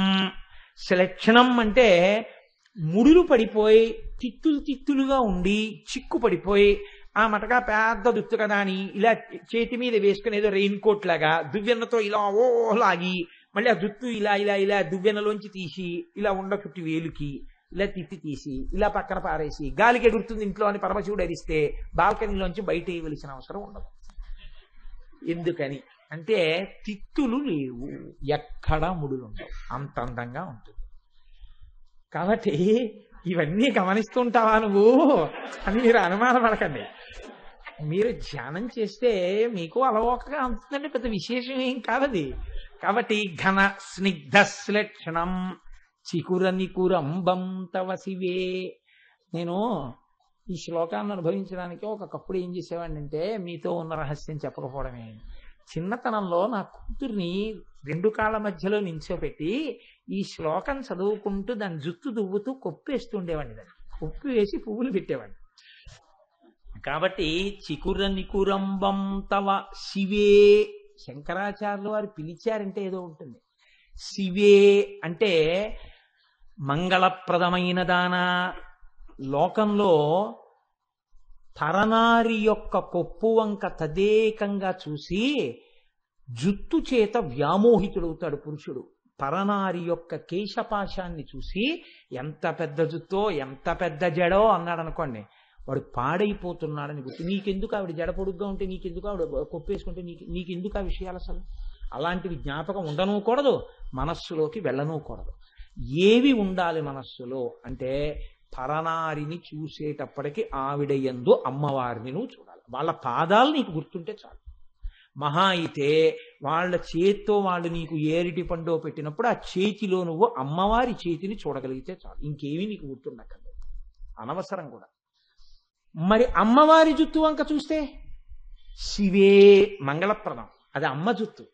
కాబట్టి మీకున్న అజ్ఞానం పోతుంది తప్ప కొత్త అజ్ఞానంలోకి పడిపోవడం కానీ కొత్త మోహంలో పడిపోవడం కానీ ఉండదు. కాబట్టి శంకరుల పిలుపులో రహస్యం చూడండి. ఈ జుత్తు చూసి ఉద్ధరింపబడతావు. ఇంకొక జుత్తునే ఆ దృష్టితో చూస్తే పాడైపోతావు. ఆవిడ జుత్తుకి తిత్తులు లేవు, ఆవిడ జుత్తు పెద్దదిగా ఉంటుంది అంటే నువ్వు పాడైపోయావని గుర్తు. నీకెందుకు అవన్నీ? ఈవిడ జుత్తు గురించి నువ్వు ఎంత బాగా చెప్పగలిగితే నీకంత అజ్ఞానం పోతోందని గుర్తు. కాబట్టి ధునోతుధ్వాంతం స్థులిత దళితేందీవరవనం ఘన స్నిగ్ధ శ్లేక్షణం చికుర నికురంబం తవ శివే. ఏమి పడిపోతాయండి ఆయనకి మాటలు, ఏమి అద్భుతమైన మాటలు పడతాయో. అసలు ఆ శ్లోకంలోనే ఉంటుంది ఆ అందమంతా. చికుర నికురంబం తవ శివే. అమ్మా మంగళప్రదురాలా, ఇలా ఊహించగానే నా అజ్ఞానం పోయింది, నా క్లేశములు పోయాయి, నా ఐదోతనం నిలబడిపోయింది. తవ శివే యదీయం సౌరభ్యం సహజముపలబ్ధం. ఎంత గమ్మత్తైన మాట అంటున్నారో చూడండి శంకరాచార్యులు వారు. జుత్తు ముడివేసేటప్పుడు, జుత్తు దువ్వేటప్పుడు సాధారణంగా వినపడే మాట ఏమిటంటే, ఏమిటే ఈ జుత్తు ఏంటే, తలస్నానం చేసి ఎన్నాళ్ళయింది, ఎంత మట్టో చూడు, ఈ పేలు చూడు, ఈ తిత్తులు చూడు, ఆ జడ వేసుకోవు కదా, ఎప్పుడు కాలేజీ టైంకి ముందు 10 నిమిషాల ముందు బయలుదేరడం, ఇలా ఇలా ఇలా అనుకుని వెళ్ళిపోతూ ఉండడం. మీ అమ్మ నీకు జడ ఇదా అని వీధిలో వాళ్ళందరూ నన్ను అనుకుంటారు, ఒక్కనాడు జడేసుకోవు అని అమ్మ దెబ్బలాడేటట్టు, వీధిలో వాళ్ళు ఎవరైనా జడేస్తే అసహ్యించుకునేటట్టు, అందులో చెమట పట్టిన కంపు వచ్చేట్టు ఉంటాయి తలకాయలు. కానీ అమ్మవారి గురించి అంటున్నారు, నువ్వు ధ్యానంలో అమ్మవారి కొప్పు వంక చూస్తే నీకు సువాసనలు తగులుతాయన్నారు. జుట్టుకి సువాసన ఉండే అవకాశం ఉండదు. ఎందుకనంటే జుట్టు మలినమును ఆకర్షించుకుంటూ ఉంటుంది కాబట్టి దుర్గంధభూయిష్టమయ్యే ఉంటుంది. కొంచెం సువాసన రాదు, మిగిలిన వాసన ఎలా ఉన్నా. కానీ శంకరులు అంటున్నారు సహజముపలబ్ధం సుమనసో. అమ్మ నీ జుత్తు గొప్ప సువాసనతో ఉంటుంది. ఎటువంటి సువాసనతో ఉంటుంది అంటే వసంతస్మిన్ మన్యే వలమదన వాటి విటపినాం. దేవేంద్రుడు పెంచుకున్నటువంటి తోటలో ఉన్న కల్పవృక్షములకు పూసినటువంటి పూలు, అబ్బా ఈ పూలు కొప్పులో పెట్టుకుంటే బాగుండని దేవతా స్త్రీలు కూడా అనుకుంటారు వాటి వాసన బట్టి. అవి అనుకుంటాయిట అమ్మవారు మమ్మల్ని కొప్పులో పెట్టుకుంటే బాగుండు, ఆ కొప్పుకంత మంచి వాసన ఎలా వచ్చిందో మనం చూద్దాం అనుకుంటాయి. కల్పవృక్షములకు పూసిన పూలు నీ కొప్పులోకి రావాలని కోరుకుని నీ కొప్పు యొక్క వాసన చూసి ఎంత గొప్ప వాసన అని అనుకోవాలని పరితపింపచేయగలిగినంత సువాసన కలిగిన కొప్పు. ఇది ఎలాగ ఉంటుంది అన్నారు. నువ్వు ధ్యానం చేస్తే నీకు తెలుస్తుంది అన్నారు. అన్నం తింటే ఆకలి ఎలా పోతుంది అని అడిగాడు ఒక ఆయన. తిని చూడు తెలుస్తుంది అన్నారు. అంతే దానికి పరిష్కారం. దానికి ఉపన్యాసం ఎందుకండి, దానికి పెద్ద ఉపన్యాసం ఎందుకు? అన్నం తింటే ఆకలి ఎలా పోతుందండి అన్నాడు. ఎలా పోతుందో నువ్వు చెప్పాలేంటి, మీరు తినండి మేస్టారు అన్నారు. అమ్మవారి నల్లటి జుత్తు చూస్తే నల్లటి అజ్ఞానం ఎలా పోతుందండి అన్నారు. ధ్యానం చేసి చూడండి అన్నారు. అంటే దానికి పరిష్కారం. మీరు ధ్యానం చేయండి, మీకు పోతుందో లేదో తెలుస్తుంది. అజ్ఞానం పోతుంది అంతే. వెంటనే మీకున్న దుర్గుణాలన్నీ ఎండుటాకులు రాలిపోయినట్టు రాలిపోతాయి. అమ్మవారి అనుగ్రహం కలిగి తీరుతుంది. సరికదా కేశభారాన్ని చూడగానే క్లేశభారం పోతుంది, ఐదోతనం నిలబడుతుంది. అమ్మవారి కొప్పులో ఉన్న పువ్వుల వంక చూసేటప్పటికి ఆ స్థితి వస్తుంది. ధ్యానమునందు ఆ సువాసన ముక్కు నాసాపుటములకు తగలగానే అంతే వాడి కొన్ని కోట్ల జన్మల అజ్ఞానం విచ్చిపోతుంది. అందుకే శంకరులు ప్రారంభం చేస్తూ ఆ మాట అన్నారు, ఏమీ అనుమానం లేదు. ధునోతుధ్వాంతం నస్తులిత దళితేందీవరవనం ఘనస్నిగ్ధశ్లక్షణం చికుర నికురంబం తవ శివే యదీయం సౌరభ్యం సహజముపలబ్ధం సుమనసో వసంతస్మిన్ మన్యే వలమధన వాటి విటపినాం. ఇప్పుడు ఆ తల్లి యొక్క కేశపాశములు అంత సుగంధభరితములై ఉంటాయి. దీని మీదే ఒక చమత్కారమైనటువంటి విషయం ఒకటి జరిగింది. నేను ఎప్పుడో ఈ వేదిక నుంచే చెప్పానేమో నాకు జ్ఞాపకం. పూర్వకాలంలో ద్రవిడ దేశంలో ఒక రాజ్యం ఉండేది. ఆ రాజ్యంలో ఒక శివాలయంలో ఒక అర్చకుడు పరమశివుణ్ణి నమ్ముకుని అర్చకత్వం చేశాడు. అర్చకత్వం అంటే మామూలుగా చేసింది కాదు, ఆయన ఉన్నాడు అని నమ్మి అర్చకత్వం చేశాడు. బ్రహ్మాండమైనటువంటి కరువు వచ్చింది. ఆ ఊళ్ళో ఇంకా ఎవరు బతకలేక ఇంకా ఈ ఊరు విడిచిపెట్టి వెళ్ళిపోతున్నామని చెప్పి వెళ్ళిపోయారు. ఆ వెళ్ళిపోయేటప్పుడు ఒక గమ్మత్తు ఉంటుంది. చాలా తేలికైనవి అమ్ముకుంటే అన్నం దొరికేవి ఉంటాయో పట్టుకెడతారు, బరువైనవి వదిలిపెట్టేస్తారు. మళ్ళీ మంచి రోజులు వస్తే మనం వచ్చేటప్పటికి ఉంటాయి. ఇక మంచి రోజులు రాకపోతే ఈ ఊరికి మనకి బాంధవ్యం తీరిపోయిందని వెళ్ళిపోతారు. వాళ్ళు వెళ్ళేటప్పుడు ఆవుల్ని గేదుల్ని తీసుకెళ్లరు. ఎందుకు తీసుకెళ్లరో తెలుసా అండి? తమ కడుపు నిండడానికే మార్గం లేదు, ఇంకా వాటిని ఏం మేపుతారు. నేను ఒక్కొక్క సందర్భం చూసి ఆశ్చర్యపోయానండి. నేను నిడదవోల్లో ఉద్యోగం చేసే రోజుల్లో రోజు ప్యాసింజర్లో వెడుతుండేవాడిని. నేను పుష్కరాలు వచ్చాయి ఆ టైంలో. పుష్కరాల్లో వెడుతున్నాను, ప్యాసింజర్లో వెడుతుంటే నేను ఎక్కిన బోగిలో వాళ్ళు గోదావరి నదిని రైలు దాటుతోంది. దాటుతున్నప్పుడు కిటికీ దగ్గరికి తలుపుల దగ్గరికి వచ్చి అబ్బా ఎన్ని నీళ్ళో ఎన్ని నీళ్ళో ఎన్ని నీళ్ళో అని వాళ్ళు ఎంత విచిత్రంగానో చూసి అబ్బా ఎన్ని నీళ్ళో అని పొంగిపోతున్నారు. నాకు చాలా ఆశ్చర్యంగా ఎన్ని నీళ్ళో గోదావరిలో నీళ్లు ఉండవా అని, అందులో పుష్కరాలు కదా అని నేను అందులో ఒక ఆయన్ని అడిగాను, పెద్ద ఆయన ఎన్ని నీళ్ళో ఏంటంటే గోదావరిలో నీళ్లు ఉండవా అని. అంటే ఆయన అన్నాడు, కాదు బాబు, మేము ఎక్కడో ఆదిలాబాద్ దవతల రాయలసీమలో ఉండేటటువంటి ఒక ఊరి నుంచి వచ్చాం. మేము దిగుడు బావులని ఉంటాయి మా ఊళ్ళలో. ఆ దిగుడు బావి లోపలికి దిగిన తర్వాత కటిక చీకటి, అక్కడ కూర్చుని చలవలా ఉంటుంది, ఊరుతూ ఉంటుంది నీరు. ఆ ఊరిన నీటిని మేము ఏం చేస్తామంటే చిన్న దోణితో తీసి పోసుకుంటాం. పోసుకుని ఒక బిందె నిండాలంటే 2-3 గంటలు పడుతుంది. ఆ నీరు ఇంటికి తెచ్చుకుని అందులో ఇండిపి గింజలు వేసుకుంటాం. అలా చేసినా మేము అటువంటి నీరు తాగినందుకు మాకు నారి కురుపులని పుడుతుంటాయి. కురుపు పుడుతుంది, పుట్టి అందులోంచి దారపోగులా పైకొస్తుంది. రాత్రుళ్ళు వస్తుంది ఆ దారం. వచ్చినప్పుడు ఎంత పోటో చెప్పలేను, నిద్ర ఉండదు. మేమేం చేస్తామంటే దారం కదులుతూ ఉంటుంది, అది తట్టుకోలేక ఒక పుల్లకి చుడతాం, దాన్ని చుట్టి బలవంతంగా లాగేస్తారు. లాగేస్తే తెగిపోతుంది. పగటిపూట కొంచెం ఉపశాంతి ఉంటుంది. మళ్ళీ రాత్రి అవుతుంది, మళ్ళీ నులిపురుగులాగా మళ్ళీ దారం రావడం మొదలవుతుంది. నారి కురుపు అంటారు దాన్ని. మళ్ళీ పుల్లకి చుట్టి లాగుతాం. అది మాకు ఎందుకు వస్తుందంటే అటువంటి నీళ్లు తాగి మా జన్మాంతరంలో మేము వెలుతురులో ఎప్పుడూ పెద్ద నీటికయ్య చూసి ఎరగం. పుష్కరాలంటే వచ్చాం, ఇంత నీరు చూస్తే మా మనసు ఆనందంతో తాండవించింది అన్నాడు ఆ పెద్ద ఆయన. నేను నిజంగా చూసి అనుకున్నాను, అబ్బా నేను ఎంత అదృష్టవంతున్నో, ఇంత గొప్ప నీరు ఇష్టం వచ్చినట్టు వాడుతున్నాం. వాళ్ళు నీరు చూడలేదు, చీకట్లో దిగి 2 గంటలు తోడుకుంటున్నారా, నారి కురుపులతో బాధపడుతున్నారా, స్వచ్ఛమైన గోదావరి నీరు తాగి బతుకుతున్నావా, ఏమి భాగ్యవంతుణ్ణిరా నేను అనుకున్నాను నిజంగా.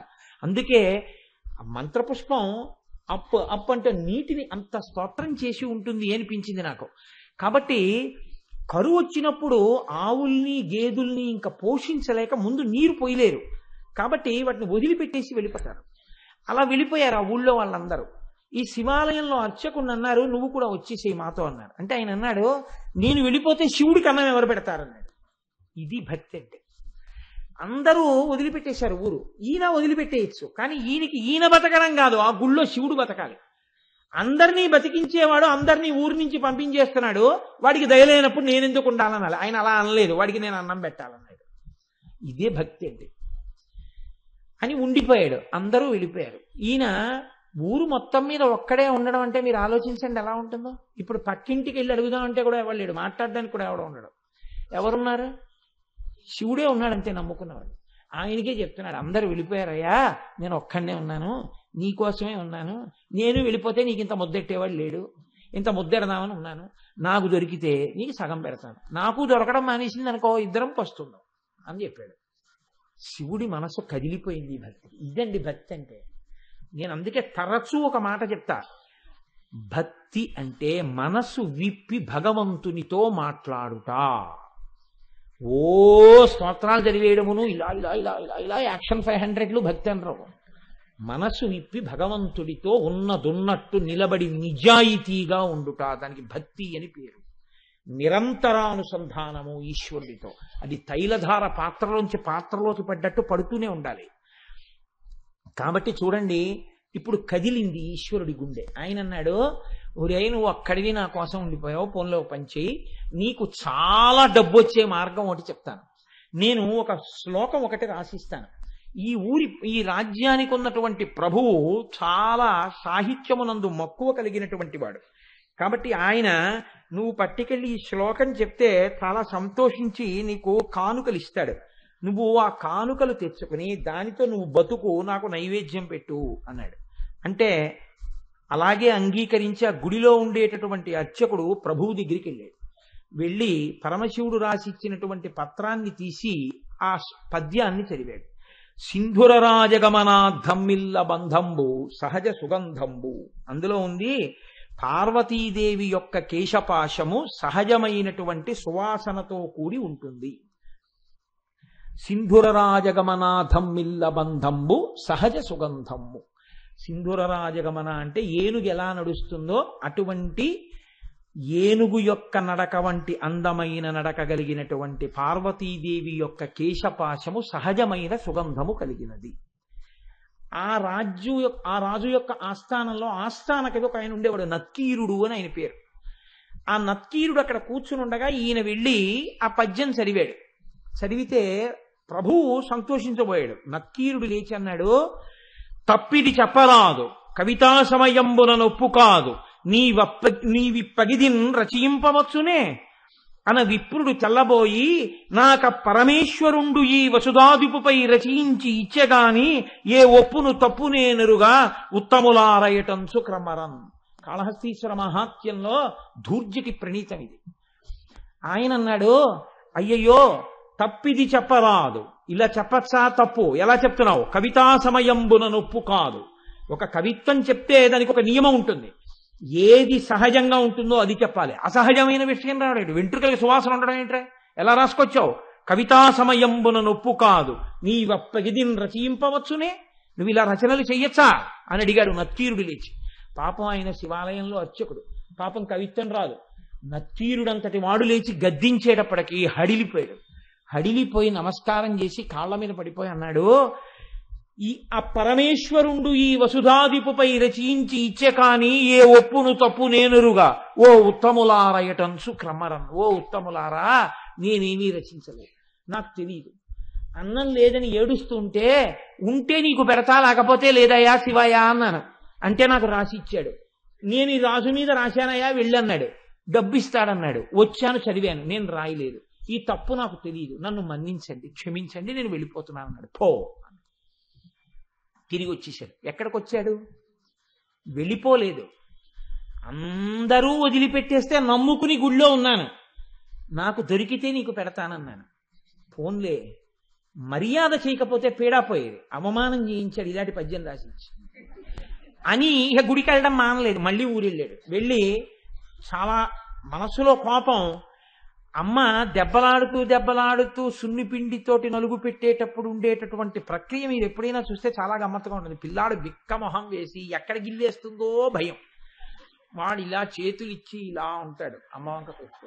ఆవిడ మొన్న ఫస్ట్ యూనిట్ టెస్ట్ లో 7 మార్కులు, రెండో యూనిట్ టెస్ట్ లో 8 మార్కులు. అందులో గట్టిగా ఒత్తచ్చు కదా, ఒత్తేస్తూ చెయ్యి పట్టుకుని పైన కింద ఒత్తేస్తూ నిలబడు అని, మీ నాన్నకి పట్టదు ఎప్పుడు ఉపన్యాసాలు అని ఇలా అంటుంటే తొడల దగ్గరికి వచ్చేటప్పటికి ఏ పిక్క తిప్పేస్తుందో అని వాడు అలాగే బిక్క చచ్చిపోయి ఉంటాడు.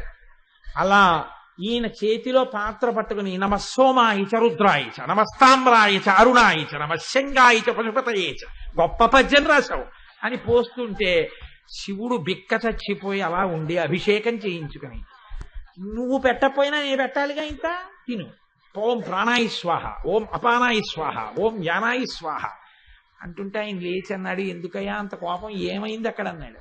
ఏమి తెలియని వాళ్ళే అడక్కు, సర్వజ్ఞుడివి, నీకు తెలియంది ఏం లేదు, ఎంత గొప్ప పద్యం రాశావు. మీ ఆవిడ వెంట్రుకలకి సహజ సువాసన. నత్తీరుడు నిలదీశాడు, ఏమిటి కవిత్వం అని అడిగాడు. కవితా సమయంబున నొప్పు కాదు నువ్విప్పగిదిన్ రచయింపవచ్చునే అని అడిగాడు. సిగ్గుచేటై తిరిగి వచ్చానన్నాడు. అనేటప్పటికీ శివుడు అన్నాడు, వాడేవాడు ఈశాన సర్వ విద్యానాం ఈశ్వర సర్వభూతానాం బ్రహ్మాధిపతిర్ బ్రహ్మ శివోమే అస్తు సదాశివోం, సమస్త విద్యలకు అధినాథుణ్ణి నేను ఇంతపాటి లేశమైన కవిత్వం ఇస్తే పలుకుతున్నాడు నత్తీరుడు. నేను రాసినటువంటి కవిత్వంలో తప్పు పట్టగలిగిన మొనగాడా నేనే పెడతానన్నాడు. ఒక బ్రాహ్మణుడి వేషం వేసుకున్నాడు, తలపాగా చుట్టుకున్నాడు, రాజుగారి సభలోకి వెళ్ళాడు. వెళ్ళేటప్పటికి అందరూ అబ్బో చాలా వర్చస్సుతో ఉన్నాడు, లేచి నిలబడ్డాడు. నిలబడేటప్పటికి ఇంకా ఎవరిని ఏమీ అడగలేదు, చాలా కోపంతో ఉన్నాడు. ఈ రాజన్యుని మీదనే కవిత సాహిత్య స్ఫురన్మాధురీ చారు ప్రౌఢిమ చెప్పి పంప విని మాత్సర్యంబు పాటించి ఈ నత్తీరుండూరక తప్పు పట్టెనట. ఏది లక్షణమో అలంకారమో పదబంధమో రసమో చక్కని చెప్పుడా తప్పనన్. శివుడు నిలదీశాడు, ఎరా నేను ఈ రాజన్యుని మీదనే కవిత సాహిత్య స్ఫురన్మాధురీ చెప్పి పంప అద్భుతమైనటువంటి పద్యం ఒకటి నేను రాసి పంపించాను. ఈ నత్తీరుండు మాత్సర్యంబు పాటించి ఊరక తప్పు పట్టానట. అవతలవాడు పద్యం రాయడం ఏమిటి, నేను మెచ్చుకోవడం ఏమిటని కేవలం అసూయతో నత్తీరుడు తప్పట్టుకున్నాడు పద్యంలో. ఏది పద్యంలో తప్పెక్కడుంది చెప్పమనండి. లక్షణమో, ఏం పద్యంలో లక్షణంలో తప్పుందా? అలంకారమో, అలంకారం తప్ప. పదబంధమో, పదములు బంధం వేయడం తప్పొచ్చిందా? రసమో, రసభంగం అయిందా? చక్కని చెప్పుడా తప్పనం, ఏది తప్పు చెప్పు. రాజు తెల్లబోయి ఈ కూడా ఎప్పటిది ఎప్పుడు అయిపోయింది, ఇప్పుడు ఇక మన ఈయనెవరో వచ్చాడు అని ఆయన వెళ్ళిపోయాడు కదా అర్చకుడు, ఈయనెవరో వచ్చాడు. ఓహో కవిత్వం రాసిన వాడు ఈయనేమో. శివుడు అన్నాడే, మరి ఈయనేమిటి ఇలా ఉన్నాడు అనుకున్నాడు. ఈలోగా నత్తీరుడు గభాలను లేచాడు, తన పేరు కదా ఎత్తాడు. అందుకని నత్తీరుడు లేచాడన్నాడు, అగజకునైనం తగు ఇలా మగువులకు తగదు మాను మాత్సర్యమింకన్ గగన ప్రసూనవాదము జగతిన్ ప్రత్యక్షమునకు సరియన తగునే. ఏమిటా నువ్వు మాట్లాడేది? కవిత్వం రాశావా? పద్యం రాసి పంపించావా? అగజకునైనం తగు, కొండకి పుట్టినటువంటి తల్లి కాబట్టి ఎత్తి పొడిచాడు. కొండల ఆవిడ పార్వతీదేవి కాబట్టి ఏమో ఆవిడ వెంట్రుకలకి సువాసన ఉందేమో. ఇలా మగువులకు తగదు, భూమి మీద ఏ ఆడదాని జుత్తు సువాసనతో ఉండదు. గగన ప్రసూనవాదము. ఆకాశంలో పువ్వు ఉందంటే ఎవడైనా నమ్ముతాడు? కనబడుతుందా ఎవరికైనా? ఎవడైనా అనుభవించింది ఉంటే చెప్పు. మేమెవరం చూడలేదు వాసన. నువ్వేదో రాసి పార్వతీదేవి కేశపాశం అంతా చాలా సహజ సుగంధంగా ఉంటుంది అంటే ఎలా ఒప్పుకుంటాం? ఇది ప్రత్యక్షమునకు సరియనతగునే, మా కంటితో చూసింది అని సత్యమని మేము అంగీకరిస్తామా? అంగీకరించాం. ఏమిటి తప్ప అని 10 మాటలు అడుగుతాయంటే అందుకని తప్పే అన్నాడు. అనేటప్పటికీ శంకరుడు అన్నాడు, పార్వతీదేవి కేశపాశమునకు సహజ సుగంధముందో లేదో చెప్పగలిగిన వాడెవరు? ఒక్క శంకరుడు. నేను చూస్తాను కాబట్టి ఆ కేశపాశం యొక్క వాసన. కాబట్టి నేనే రాసింది, నేను చూసిన వాణ్ణి. నేను చూసి సహజ సుగంధం ఉందని చెప్పినా నువ్వు నమ్మవా? నేను శివుణ్ణి అని చెప్పడం కోసం ఒక్క నత్తీరుడికి కనపడేటట్టుగా నీలగ్రీవుండు నిటల నేత్రము చూపాం. నీలగ్రీవుడు నల్లని కంఠమున్నవాడు, హాలాహలాన్ని భక్షించినవాడు, అంత ఓర్పున్నవాడు, లోకములను రక్షించగలిగినవాడు. వీడికి నేను చెప్పింది నిజమే అని చెప్పాలని పరమశివుణ్ణి నేను అబద్ధం చెప్పవలసిన అవసరం లేదు. ఆమె నా భార్య. నేను నిరంతరం వాసన చూసిన కేశపాశం అది. నేను చెప్తున్నానని చెప్పడం కోసమని 3వ కన్ను చూపించాడు. చూపిస్తే అహంకారం అండి నత్తీరుడికి. తను నమ్మింది, తనకొచ్చిన 4 పద్యాలు గొప్పనుకున్నాడు. పరమశివుడంతటి వాడు 3వ కంటితో త్రయంబకుడై ఎదురుగుండా కనపడితే ఆయనే సుగంధిం పుష్టివర్ధనం ఉర్వారుకమివ బంధనాన్ మృత్యోర్ముక్షీయమామృతాత్ అంటాం. ఒక్కసారి మహాదేవుడి కాళ్ళ మీద పడితే ఏ స్థితిని పొంది ఉండేవాడో ఆయన అన్నాడు, తల చుట్టువార కన్నులు కలిగిన పద్యంబు తప్పు కాదనవశమే, వలదిచ్చట నీ మాయా విలసనములు పనికిరావు విడువమట అన్నాడు. 3వ కన్ను కాదు, నీ తల చుట్టూ కళ్ళు చూపించినా నువ్వు చెప్పిన పద్యం తప్పే. అహంకారం చూడండి ఎలా ఉంటుందో. అన్ని విద్యలకు ఆలవాలమైనటువంటి శంకరుడే వచ్చి చెప్తే ఎందుకు వచ్చిందిరా? మహానుభావుడు చెప్తున్నాడు, ఏమో నా తల్లి కేశపాశమునకు సుగంధం ఉండి ఉండవచ్చు. ఆ అనుభవము, నేను అలా అమ్మ కేశపాశ దర్శనం చేయగలిగిన భాగ్యాన్ని శంకరా నాకు కూడా కృప చెయ్యని పాదాల మీద పడాలి. తన విద్యతో వాదన చేస్తున్నాను అనుకున్నాడు. నీ తల చుట్టూ కళ్ళు చూపించినా నీ పద్యం తప్పే అన్నాడు. వెంటనే శంకరుడు అన్నాడు, నీవు కుష్ఠవ్యాధి చేత భయంకరముగా పీడింపబడదువుగాక. ఉత్తర క్షణంలో ఒళ్ళంతా వివరణమై కుష్ఠవ్యాధి బయలుదేరింది. ఇప్పుడు పరమశివుడి కాళ్ళ మీద పడ్డాడు. అయ్యయ్యో తండ్రి, వచ్చిన 4 ముక్కలకి కన్ను మిన్ను కానక అహంకారంతో ప్రవర్తించాను. ఖచ్చితంగా జగదంబ యొక్క కేశపాశము సుగంధభరితమే అయ్యుంటుంది. నన్ను అనుగ్రహించి నాకు క్షమాభిక్ష పెట్టు అని ఆయన కాళ్ళ మీద పడ్డాడు. శివుడు అన్నాడు, నువ్వు కైలాస పర్వత శిఖర దర్శనం చేస్తే నీ యొక్క పాపం పోయి నీకు మళ్ళీ ఆరోగ్యం కలుగుతుందని అంతర్థానం అయ్యాడు. ఇప్పుడు ఈ కుష్ఠవ్యాధితో బయలుదేరాడు. ఎంత వర్ణించాడో దుర్జటి. ఎప్పుడైనా అవకాశం ఉంటే కాళహస్తీశ్వర మహాత్మ్యం చెప్తాను, అప్పుడు విందురుగా. అప్పుడు మహానుభావుడు ఉత్తర భారతానికి నడిచి వెడుతూ కైలాసం కనపడక కుష్ఠవ్యాధి పెరిగి వేళ్ళు కాళ్ళు ఊడిపోతుంటే ఏడుస్తుంటే ఆనాడు సుబ్రహ్మణ్యుడు ప్రత్యక్షం అయ్యాడు ఒక చోట చెట్టు కింద. ఓరి పిచ్చాడా, మా నాన్న హృదయం నీకు ఇప్పటికీ అర్థం కాలేదు.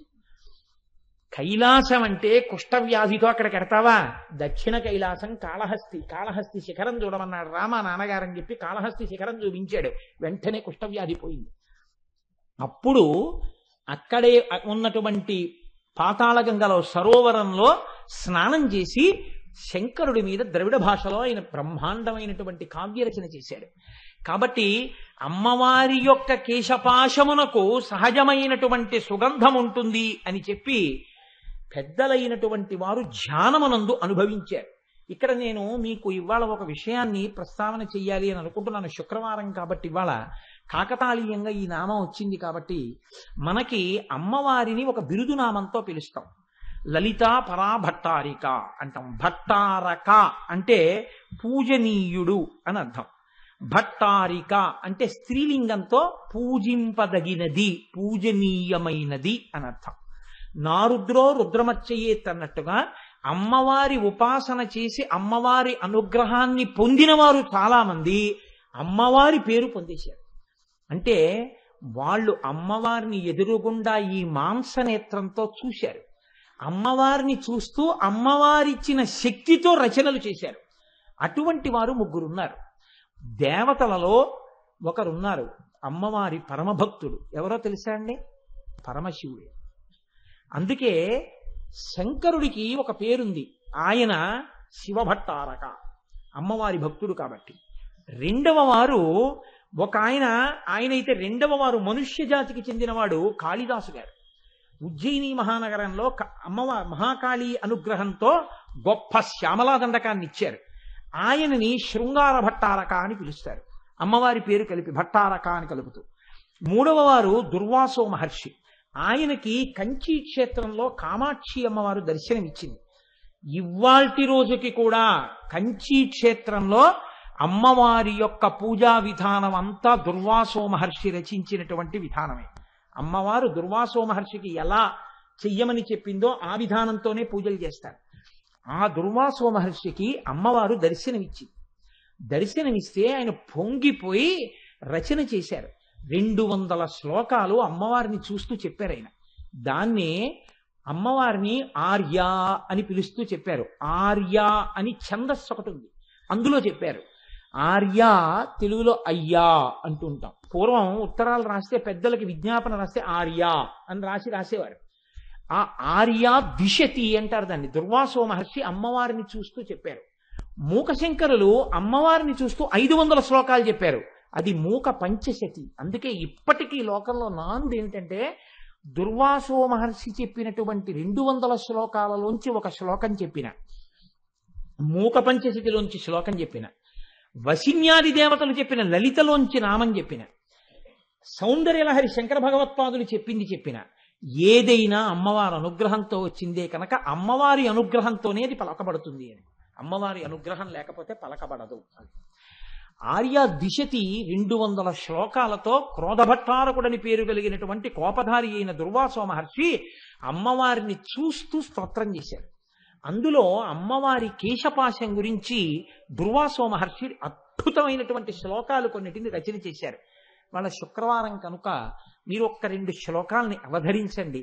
ఎంత అనుభవించాడో మహానుభావుడు. అమ్మవారి దర్శనం చేస్తూ చెప్పిన శ్లోకాలండి అవి.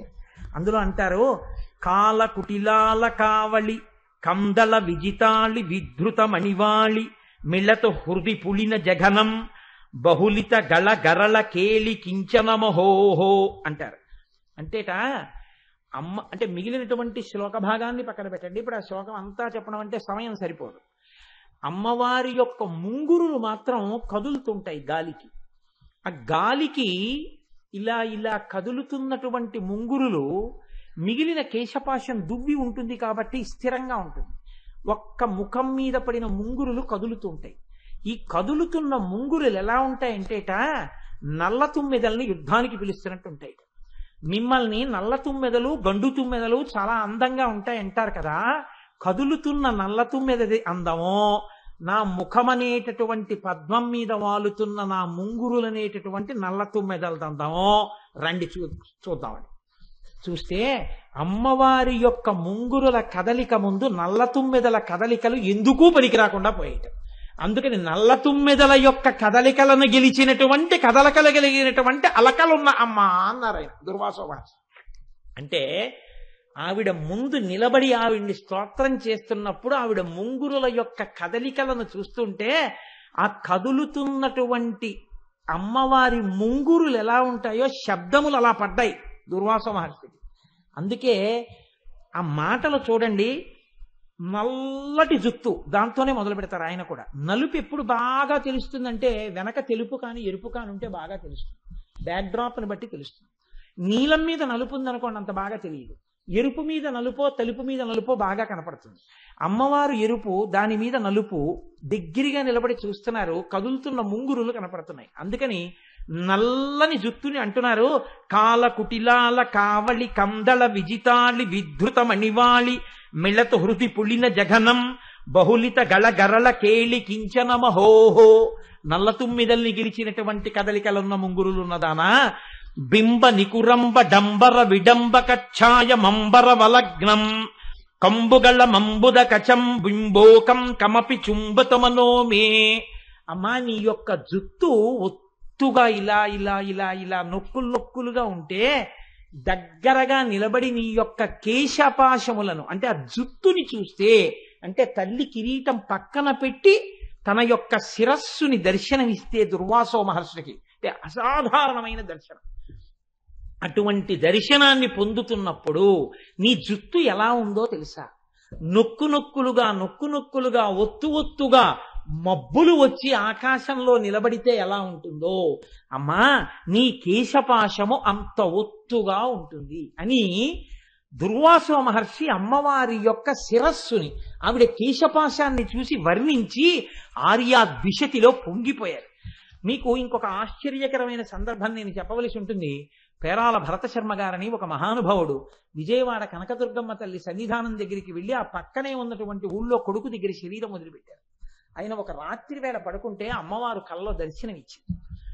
ఎలా దర్శనం ఇచ్చిందో తెలుసా అండి? ఆశ్చర్యకరమైన దర్శనం ఇచ్చింది. పార్వతీ పరమేశ్వరులు నిండు సభలో కూర్చుని ఉన్నారు. తెల్లటి శంకరుడు, ఎర్రటి అమ్మవారు, లలితగా ఊహించండి, ఎర్రటి అమ్మవారు కూర్చుంది. శంకరుడు అమ్మవారి వంక చూసి అంటున్నాడు. కాసేపు చూసింది అమ్మవారు. పిల్లలందరూ సభలో ఉన్నారు. ఎంతమంది ఉన్నా పిల్లలే కదండి మరి. ఇంతమంది పిల్లలేమో సభలో ఉన్నారు. అమ్మవారేమో పిల్లల వంక చూస్తోంది. ఈయన ఎటు చూడాలి? పిల్లల వంక చూడాలి. ఈయన పిల్లల వంక చూడడం మానేసి అమ్మవారి వంక చూస్తున్నాడు. కొంచెం చూస్తే గొడవలేదు. చూసిన వాడు అంటున్నాడు, ఆవిడ చూసింది ఏమిటా పిచ్చి చేస్తాడు అంటే ఆయన ఓ మాట అన్నాడు,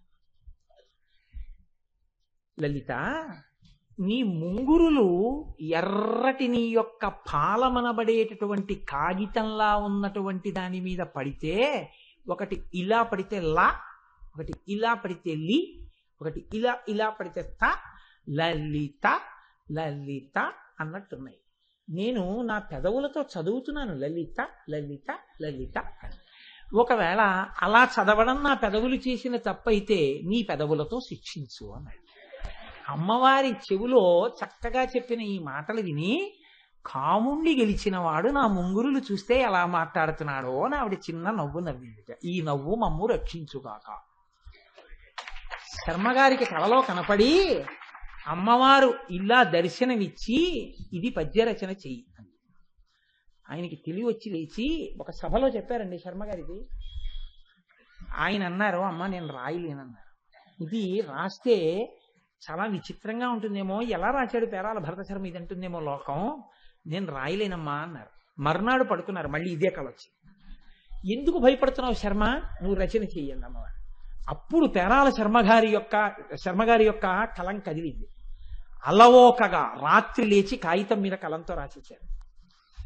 పాలశశాంక లేఖపై వ్రాలిన ముంగురులక్షరాకృతింగ్రాల ఉమాముఖాబ్జమున్గని చంద్రకళాధరుండు కాంత లలితాక్షరాభ్యసన తత్పరమీ చలితాధరమ్ము శిక్షాలసమన్న నవ్వుకును శాంకరి మాకు ప్రసన్నమయ్యడు. పరమశివుడు ఆవిడ వంక చూసి లలిత లలిత లలిత అని చదువుతున్నాను నీ ముంగురుల్ని, తప్ప లలిత లలిత అన్నావు. ఒకవేళ తప్పని నువ్వు అనుకుంటే అలా అంటున్న నా పెదవుల్ని నీ పెదవులతో శిక్షించు అంటే, ఈయన మాట ఆవిడకొక్కడికే వినపడితే ఆవిడ ఆయనకి ఏ జవాబు చెప్పలేక తన పట్ల అంత ప్రీతి పొందిన శంకరుడి యొక్క గడుసుతనానికి నవ్విన చిన్న నవ్వు ఉందే, ఆ నవ్వు ఆ శాంకరి మాకు ప్రసన్నమయ్యడు, ఆ తల్లి మమ్ము రక్షించుగాక అని పద్యరచన చేశారు శర్మగారు. ఆశ్చర్యం ఏమిటి, అమ్మవారు అనుగ్రహించిందండి, అందరినో తన కేశపాశంతో అనుగ్రహించింది. అమ్మవారి జుత్తు కనపడి ధన్యులైపోయారు అందరూ. పేరాల భరత శర్మ గారే ఒకనాడు దర్శనం పొంది ఒక పద్యరచన చేశారు. పాలమునందు ప్రాంతముల వ్రాలిన ముంగురలంతొలంచు కెంగేలిరు చుల్భవుండుకని కేవల సాత్వికమూర్తివి కావు ఓలలన రజోగుణము నొప్పి తమస్సున మున్గుదవన్న నీ చాలున పోవుదంచునకు శాంభవి మాకు ప్రసన్నమయ్యడు. అమ్మవారు ఎర్రగా ఉంటుంది. ఎర్రగా ఉన్న అమ్మవారి జుత్తు నల్లగా ఉంది. ముంగురులు ఇలా ఇలా ఇలా ఇలా పడుతున్నాయి. నిండు సభలో కూర్చున్నారు. పక్కన శివుడు కూర్చున్నాడు. కూర్చుంటే అమ్మవారు ఈ పడుతున్న జుత్తుని ఇలా ఇలా అందంగా చక్కగా చాలా మార్ధవంగా ఇలా చిటికిన వేలు పెట్టి ఇలా ఇలా అనుకుంటారు. అంటుంటే శివుడు ఇలా ఇలా చూస్తున్నాడు. ఏమిటా చూపండి అంటే ఆయన అన్నాడు, నువ్వు చాలా సాత్వికమూర్తి అనుకున్నాను సుమా, నీలో 3 గుణాలు కనపడ్డాయన్నాడు. ఏమిటి కనపడ్డాయంది ఆవిడ? ఎర్రటి నీ రంగు రజోగుణం, తెల్లటి నీ గోరు సత్వగుణం, నల్లటి నీ ముంగురులు తమోగుణం, 3 గుణాలలో మునక వేసిన దానిలా కనపడుతున్నావు శుద్ధ సత్వమూర్తివైనా. ఇంత శుద్ధ సత్వమూర్తికి ముంగురులు పైకి తోసుకుంటున్నప్పుడు 3 రంగులు కనపడి 3 గుణాలున్న దానిలా కనపడుతోంది అని తెల్లబోయి చూస్తున్నాను లలిత అన్నట్ట. అయ్య బాబోయ్, మీ విద్యలన్నీ నా మీద కవిత్వం చెప్తున్నారా అని చిరునవ్వు నవ్విన అమ్మవారి నవ్వు మమ్ము రక్షించుగాక. ఏమి దర్శనం చేశారండి! అమ్మవారి యొక్క అలకలు పైకి ఇలా తోసుకుంటే దాని మీద పద్యరచన చేసి శర్మగారు ధన్యుడైపోయాడు మహానుభావుడు. పాలమునందు ప్రాంతముల వ్రాలిన ముంగురులంతలొంచు కెంగేలి రుచుల్ భవుండు కని కేవల సాత్వకమూర్తివి కావు ఓ లలనా, రజోగుణమున నొప్పి తమస్సున ముంగెదవన్న మీ చాలున బోలుదంచునకు శాంభవి మాకు ప్రసన్నమయ్యడు. ఆశ్చర్యం ఏంటంటే కంచి పీఠానికి 64వ పీఠాధిపతి చంద్రశేఖరేంద్ర సరస్వతి అన్న పేరుతోనే ఉండేవారు. 68వ పీఠాధిపతి కూడా మహానుభావుడు, నడిచే దేవుడు. ఎవరి పేరు చెప్తే తల నేను వంచేస్తానో, ఆయన పాదములకు తల తాటించని జన్మ వ్యర్థమని నమ్ముతానో, ఏ మహాపురుషుడు దార్శనికుడు, ఏ మహాపురుషుడు సమస్త దర్శనములను చేశాడో, ఏ మహాపురుషుడు మరొక శంకరావతారమో, ఏ మహాపురుషుణ్ణి ఈ మతం కాకపోయినా దలైలామా ఈ శతాబ్దపు నిజమైన సన్యాసి అని కితాబులు ఇచ్చారో అటువంటి చంద్రశేఖరేంద్ర సరస్వతి 68వ పీఠాధిపతి. 64 కూడా ఇదే పేరుతో ఉన్నవారు చంద్రశేఖరేంద్ర సరస్వతి. ఆ చంద్రశేఖరేంద్ర సరస్వతి స్వామివారు ఒకానొకప్పుడు కంచి దేవాలయంలో అమ్మవారి యొక్క మూర్తిని పునఃప్రతిష్ఠ చెయ్యాలి, మహాకుంభాభిషేకం చెయ్యాలి అని అంతరాలయంలోకి వెళ్ళారు. అమ్మవారి మూర్తిలో ఉన్నటువంటి కళల్ని ఒక కలశలోకి న్యాసం చేసి అది పక్కన పెట్టి దానికి పూజ చేస్తూ విగ్రహాన్ని కదల్చి బయట పెట్టారు. పెట్టిన తరువాత ఆయన ఎందుకో సత్యదండం పట్టుకుని పైకి చూశారు. అంతరాలయం అంతా కొంచెం మరమ్మత్తులకు వచ్చింది. అయ్యో అమ్మా, నీకు మరమ్మత్తు చెయ్యాలమ్మా దేవాలయం అన్నారు. అప్పుడే అమ్మవారికి పాలాభిషేకం జరిగింది. చూసి ఉత్తర క్షణం అమ్మా నేను నా శిష్య సంచారం చేసి డబ్బట్టుకొచ్చి గుడి బాగు చేయిస్తానని చెన్నై నగరానికి వెళ్ళారు. అప్పుడు దాని పేరు మెద్రాసు. అప్పుడు ఆ మెద్రాస్ నగరానికి వెళ్ళారు. ఆ రోజుల్లో రాత్రిపూట తలుపులు వేసేసేవారట బ్రిటిష్ వాళ్ళ పరిపాలనలో. రాత్రి 2 గంటల సమయంలో చంద్రశేఖరేంద్ర సరస్వతి ఏకాంతంలో అమ్మవారిని ధ్యానం చేస్తున్నారు. ధ్యానం చేస్తుండగా మీరు నమ్మండి నమ్మపోండి, నేను అబద్ధం చెప్పాననుకుంటే కాంచీ పీఠ చరిత్ర చదవండి. అమ్మవారు వచ్చి చంద్రశేఖరేంద్ర సరస్వతి స్వామి వారి భుజం మీద చెయ్యి వేసి తట్టి పిలిచింది. చంద్రశేఖరేంద్ర సరస్వతి కళ్ళు విప్పి చూశారు. ఎదురుగుండా అమ్మవారు నిలబడి జుత్తుని ఇలా ముందుకు తీసి చూపించింది. ఓయ్ పిల్లాడా, నా గుడిని బాగు చేయించడానికి డబ్బు కోసం పాలాభిషేకం చేసి ఇంత దూరం వచ్చావు. నా జుత్తు చూడు పాలతో ఎలా అట్టలు కట్టిందో. ఇలా ఎప్పుడైనా ఉందా నా జుత్తు? తొందరగా వచ్చి అభిషేకం చెయ్యవా? నా గుడి బాగు చేయించడానికి నువ్వు వెళ్ళి డబ్బు అడగాల? నన్ను అడిగితే నేను ఇవ్వనా అంది. అంతే. ఆయన ధ్యానంలోంచి లేచి వెంటనే బ్రిటిష్ వాళ్ళకి కబురు చేశారు, తలుపులు తీయండి, నేను కంచి వెళ్ళిపోవాలి. వాళ్ళు నయమండి. ఆనాడు మెద్రాసుని బ్రిటిష్ వాళ్ళు పరిపాలించినా వాళ్ళు నయం, దేవుణ్ణి నమ్మిన వాళ్ళు. అవాకులు చవాకులు పేలని వాళ్ళు. మహానుభావుడు తలుపులు తీయండి అన్నారు. ఆయన రాత్రికి రాత్రి కంచి వచ్చారు. కంచి వచ్చి అమ్మవారికి అభిషేకం చేస్తే ఎక్కడి నుంచి వచ్చిందో ధనపు రాసులు వచ్చాయి. కంచి దేవాలయాన్ని పునర్నిర్మాణం చేసి అమ్మవారిని పునఃప్రతిష్ఠ చేశారు చంద్రశేఖరేంద్ర సరస్వతి. ఆయన పొందారు అమ్మవారి దర్శనాన్ని, అమ్మవారి కేశపాశ దర్శనం పొందారు.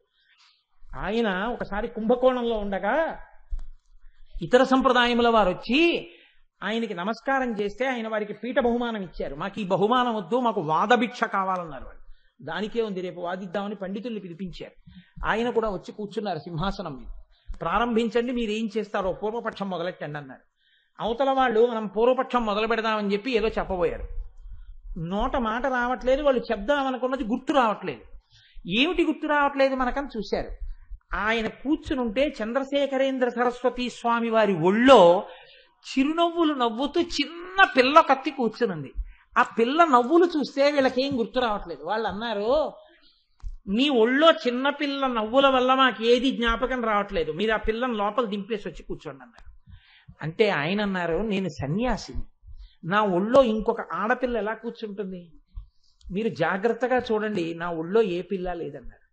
వాళ్ళు వెంటనే లేచి, మీరు చేసిన ఉపాసనకి మీరే పరదేవతా స్వరూపులయ్యారు, మా అజ్ఞానంతో మీతో వాదిస్తామన్నాం. అమ్మవారు వచ్చి కూర్చుంది బాలగా మీ ఒళ్ళో.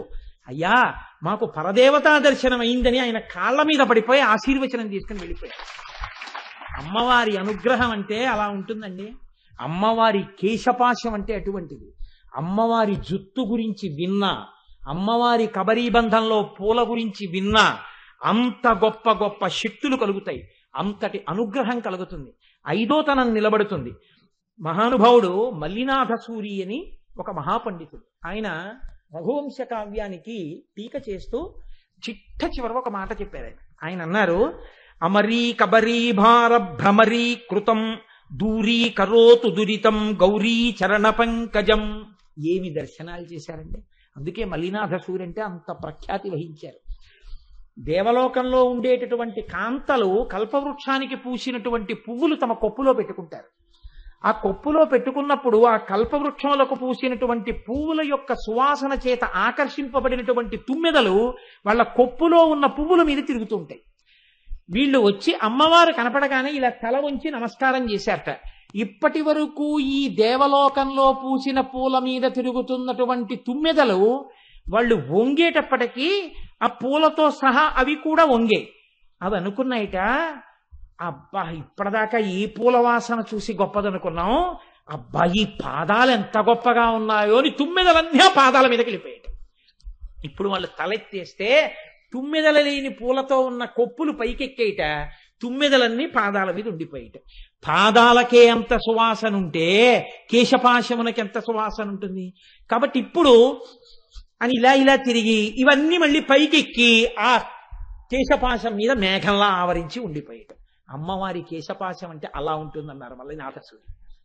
అలా ఉంటుంది, అది మీ ఊహకు అందవలసినటువంటి విషయం. మహాత్ములు అనుభవించారు.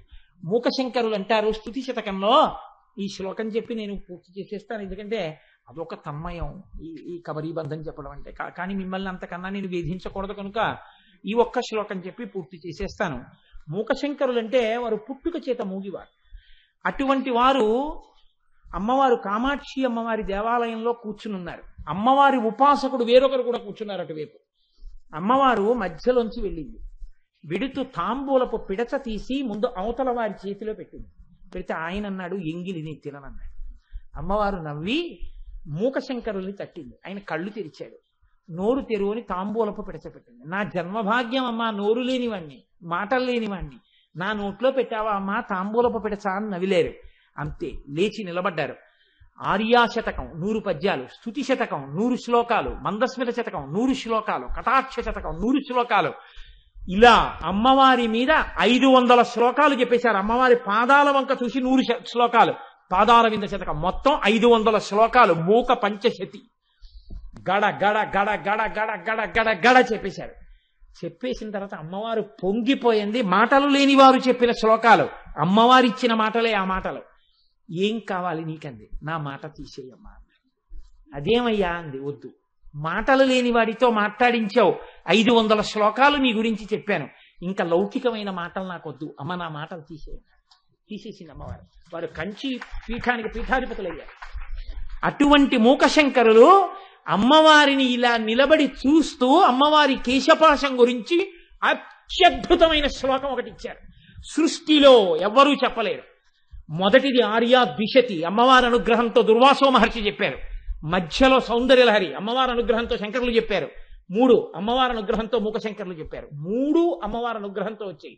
వసిన్యాది దేవతలు అమ్మవారి అనుగ్రహంతో చెప్పారు. లలితా సహస్రం.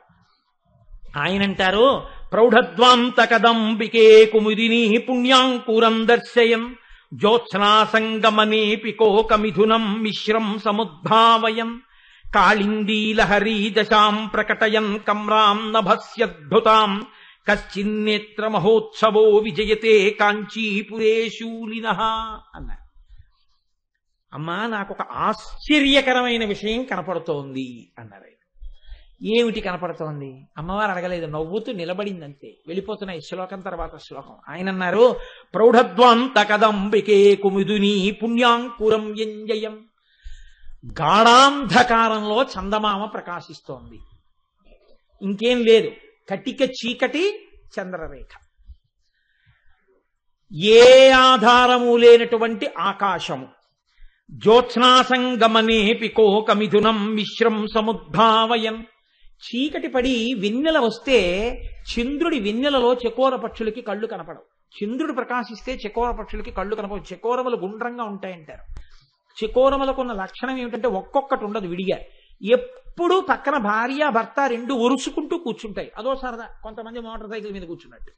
కాబట్టి అలా ఒరుసుకుంటూ కూర్చుంటాయి కాబట్టి ఆయన అంటున్నారు, జ్యోత్స్నాసంగమనే పికోకమిథునం మిశ్రం సముద్భావయం. వెన్నెలలో రెండు చక్రవాక పక్షులు ఒకదానితో ఒకటి ఒరుసుకుంటూ కూర్చున్నట్టు అలా కూర్చోవడం సంభవించదు. ఎందుకంటే వెన్నెట్లో వాటి కళ్ళు కనపడవు, విడిపోయి ఏడుస్తూ ఉంటాయి. తెల్లవారేక సూర్యకాంతిలో కలుసుకుంటాయి. అలాగా ఇక్కడ సృష్టికి విరుద్ధం, చీకట్లో చంద్రరేఖ కనపడుతోంది. కాస్త వెన్నెట్లో చంద్రరేఖ కనపడుతుంది, చీకట్లో చంద్రరేఖ కనపడుతుంది. అలాగే నాకు మంచి వెన్నెట్లో రెండు చక్రవాక పక్షులు పక్క పక్కన ఒరుసుకుంటూ కనపడుతున్నాయి. చక్రవాకములు గుండ్రంగా ఉంటాయి కూర్చున్నప్పుడు. కాళిందీ లహరీ దశాం ప్రకటయన్ కమ్రాం నభస్యద్భుతాం. ఆకాశంలో యమునా నది ప్రవహిస్తూ కనపడుతోంది. ఆకాశంలో గంగ ప్రవహిస్తుంది, యమున ప్రవహించదు.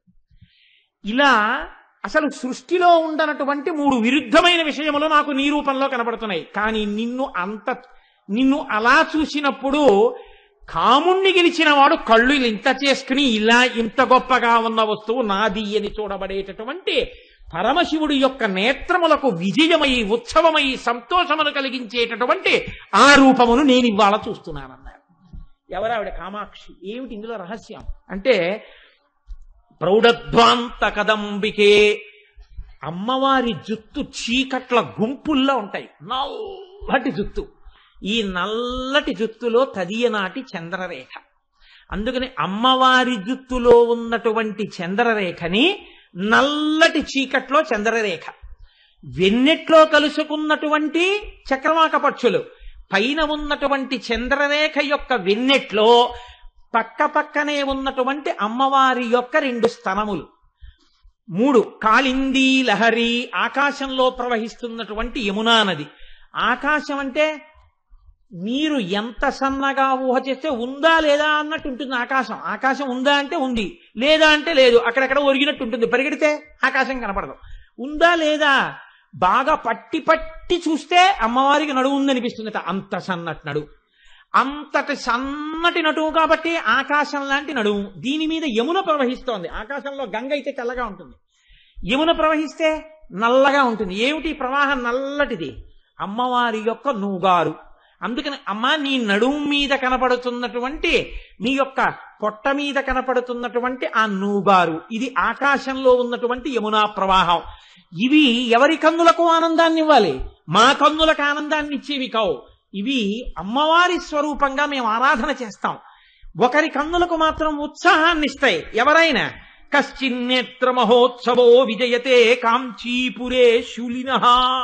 శూలం పట్టుకున్న ఆయన ఉన్నాడే, త్రిశూలం పట్టుకున్న ఆయన కన్నులకు ఆనందాన్ని గొలిపే రూపం అమ్మా ఈ రూపం, కామాక్షి రూపం. ఆ రూపాన్ని మేము నమస్కారం చేసి స్తోత్రం చేస్తున్నాం. అది నా కన్నుల కట్టెదుట నిలబడితే మాటలు లేనివాడు శ్లోకం చెప్పి ధన్యుడనయ్యానమ్మా, ఇది నాకు కలిగిన దర్శనం అన్నారు మూకశంకరులు. ఆయన కూడా ప్రౌఢధ్వాంత కదంబికే కుముదుని, అమ్మవారి నల్లటి ఆకాశంలో పుట్టినటువంటి కలువ పువ్వుతో పోల్చారు. కలువ పువ్వు నల్లటి ఆకాశంలో నల్ల కలువ ఎలా కనపడుతుందండి? కనపడదు. చీకట్లో నల్ల కలువ కనపడనట్టు చీకట్లో కనపడుతున్నటువంటి నల్ల కలువ అయిపోయింది ఇప్పుడు. అంటే సృష్టికి విరుద్ధం చంద్రరేఖ, నల్లటి కురులలోని చంద్రరేఖ. ఆకాశంలో యమునా నది, అమ్మవారి యొక్క నడువు మీద నూగారు. రెండవది, వెన్నెట్లో చక్రవాకాలు కలవవు, వెన్నెలలో ప్రకాశిస్తున్న చక్రవాక పక్షుల వంటి స్తనములు. ఇవి ఎవరి కంటికి ఆనందాన్ని ఇస్తాయి? కాంచీపురంలో ఉన్నటువంటి పరమశివుడి కంటికి ఆనందాన్ని ఇచ్చేవి. ఈ నల్లటి జుత్తు మాకో వ్యామోహాన్ని విరిచేస్తుంది, విరిచేసి జ్ఞానాన్ని ఇస్తుంది. మాకు అమ్మవి, ఆయనకి అనురక్త అయినటువంటి నిత్యలివి, భార్యవి, ప్రియురాలివి. అమ్మా ఏకకాలమునందు నువ్వు శివకామ సుందరివి, మాకో మా తల్లివి. అటువంటి దర్శనమిచ్చి మమ్మల్ని కృతార్థురాల్ని చేశావమ్మా అని మూకశంకరుడు స్తుతి శతకంలో అమ్మవారి యొక్క కబరీబంధం మీద చేసినటువంటి శ్లోకం. కాబట్టి ఇవాళ శుక్రవారం, అందున పుష్యమాసంలో కృష్ణపక్షంలో వచ్చినటువంటి మొట్టమొదటి శుక్రవారం, తదియతో ఉన్నటువంటి శుక్రవారం. కాబట్టి ఇవాల్టి రోజు అసుర సంధ్య వేళలో నా అంత నేను ప్రయత్నించకపోయినా అమ్మవారే అనుగ్రహించి ఇవాళ మనకి చక్కగా ఆ అమ్మవారి యొక్క కచభారం గురించి చెప్పుకుని వినేటట్టు, దానివల్ల మన క్లేశభారాన్ని తీసేయాలని అమ్మ అనుగ్రహంగా బ్రహ్మాండ మండలములన్నీ ఆవిడ కాంతిలో మునుగుతున్నాయని, ఆవిడ కబరీబంధము యొక్క దర్శనం మనం ఎలా చెయ్యాలో ఎంతమంది పెద్దలు ఎన్ని రీతులలో చెప్పారో ఆ విషయాన్ని అమ్మవారు పలికించినది మీ ముందు సాహసించి పలికి ఉన్నాను. రేపటి రోజున మళ్ళీ అమ్మవారు ఏది పలికిస్తే మిగిలినటువంటి నామాల్ని అనుసంధానం చేసుకుందాం.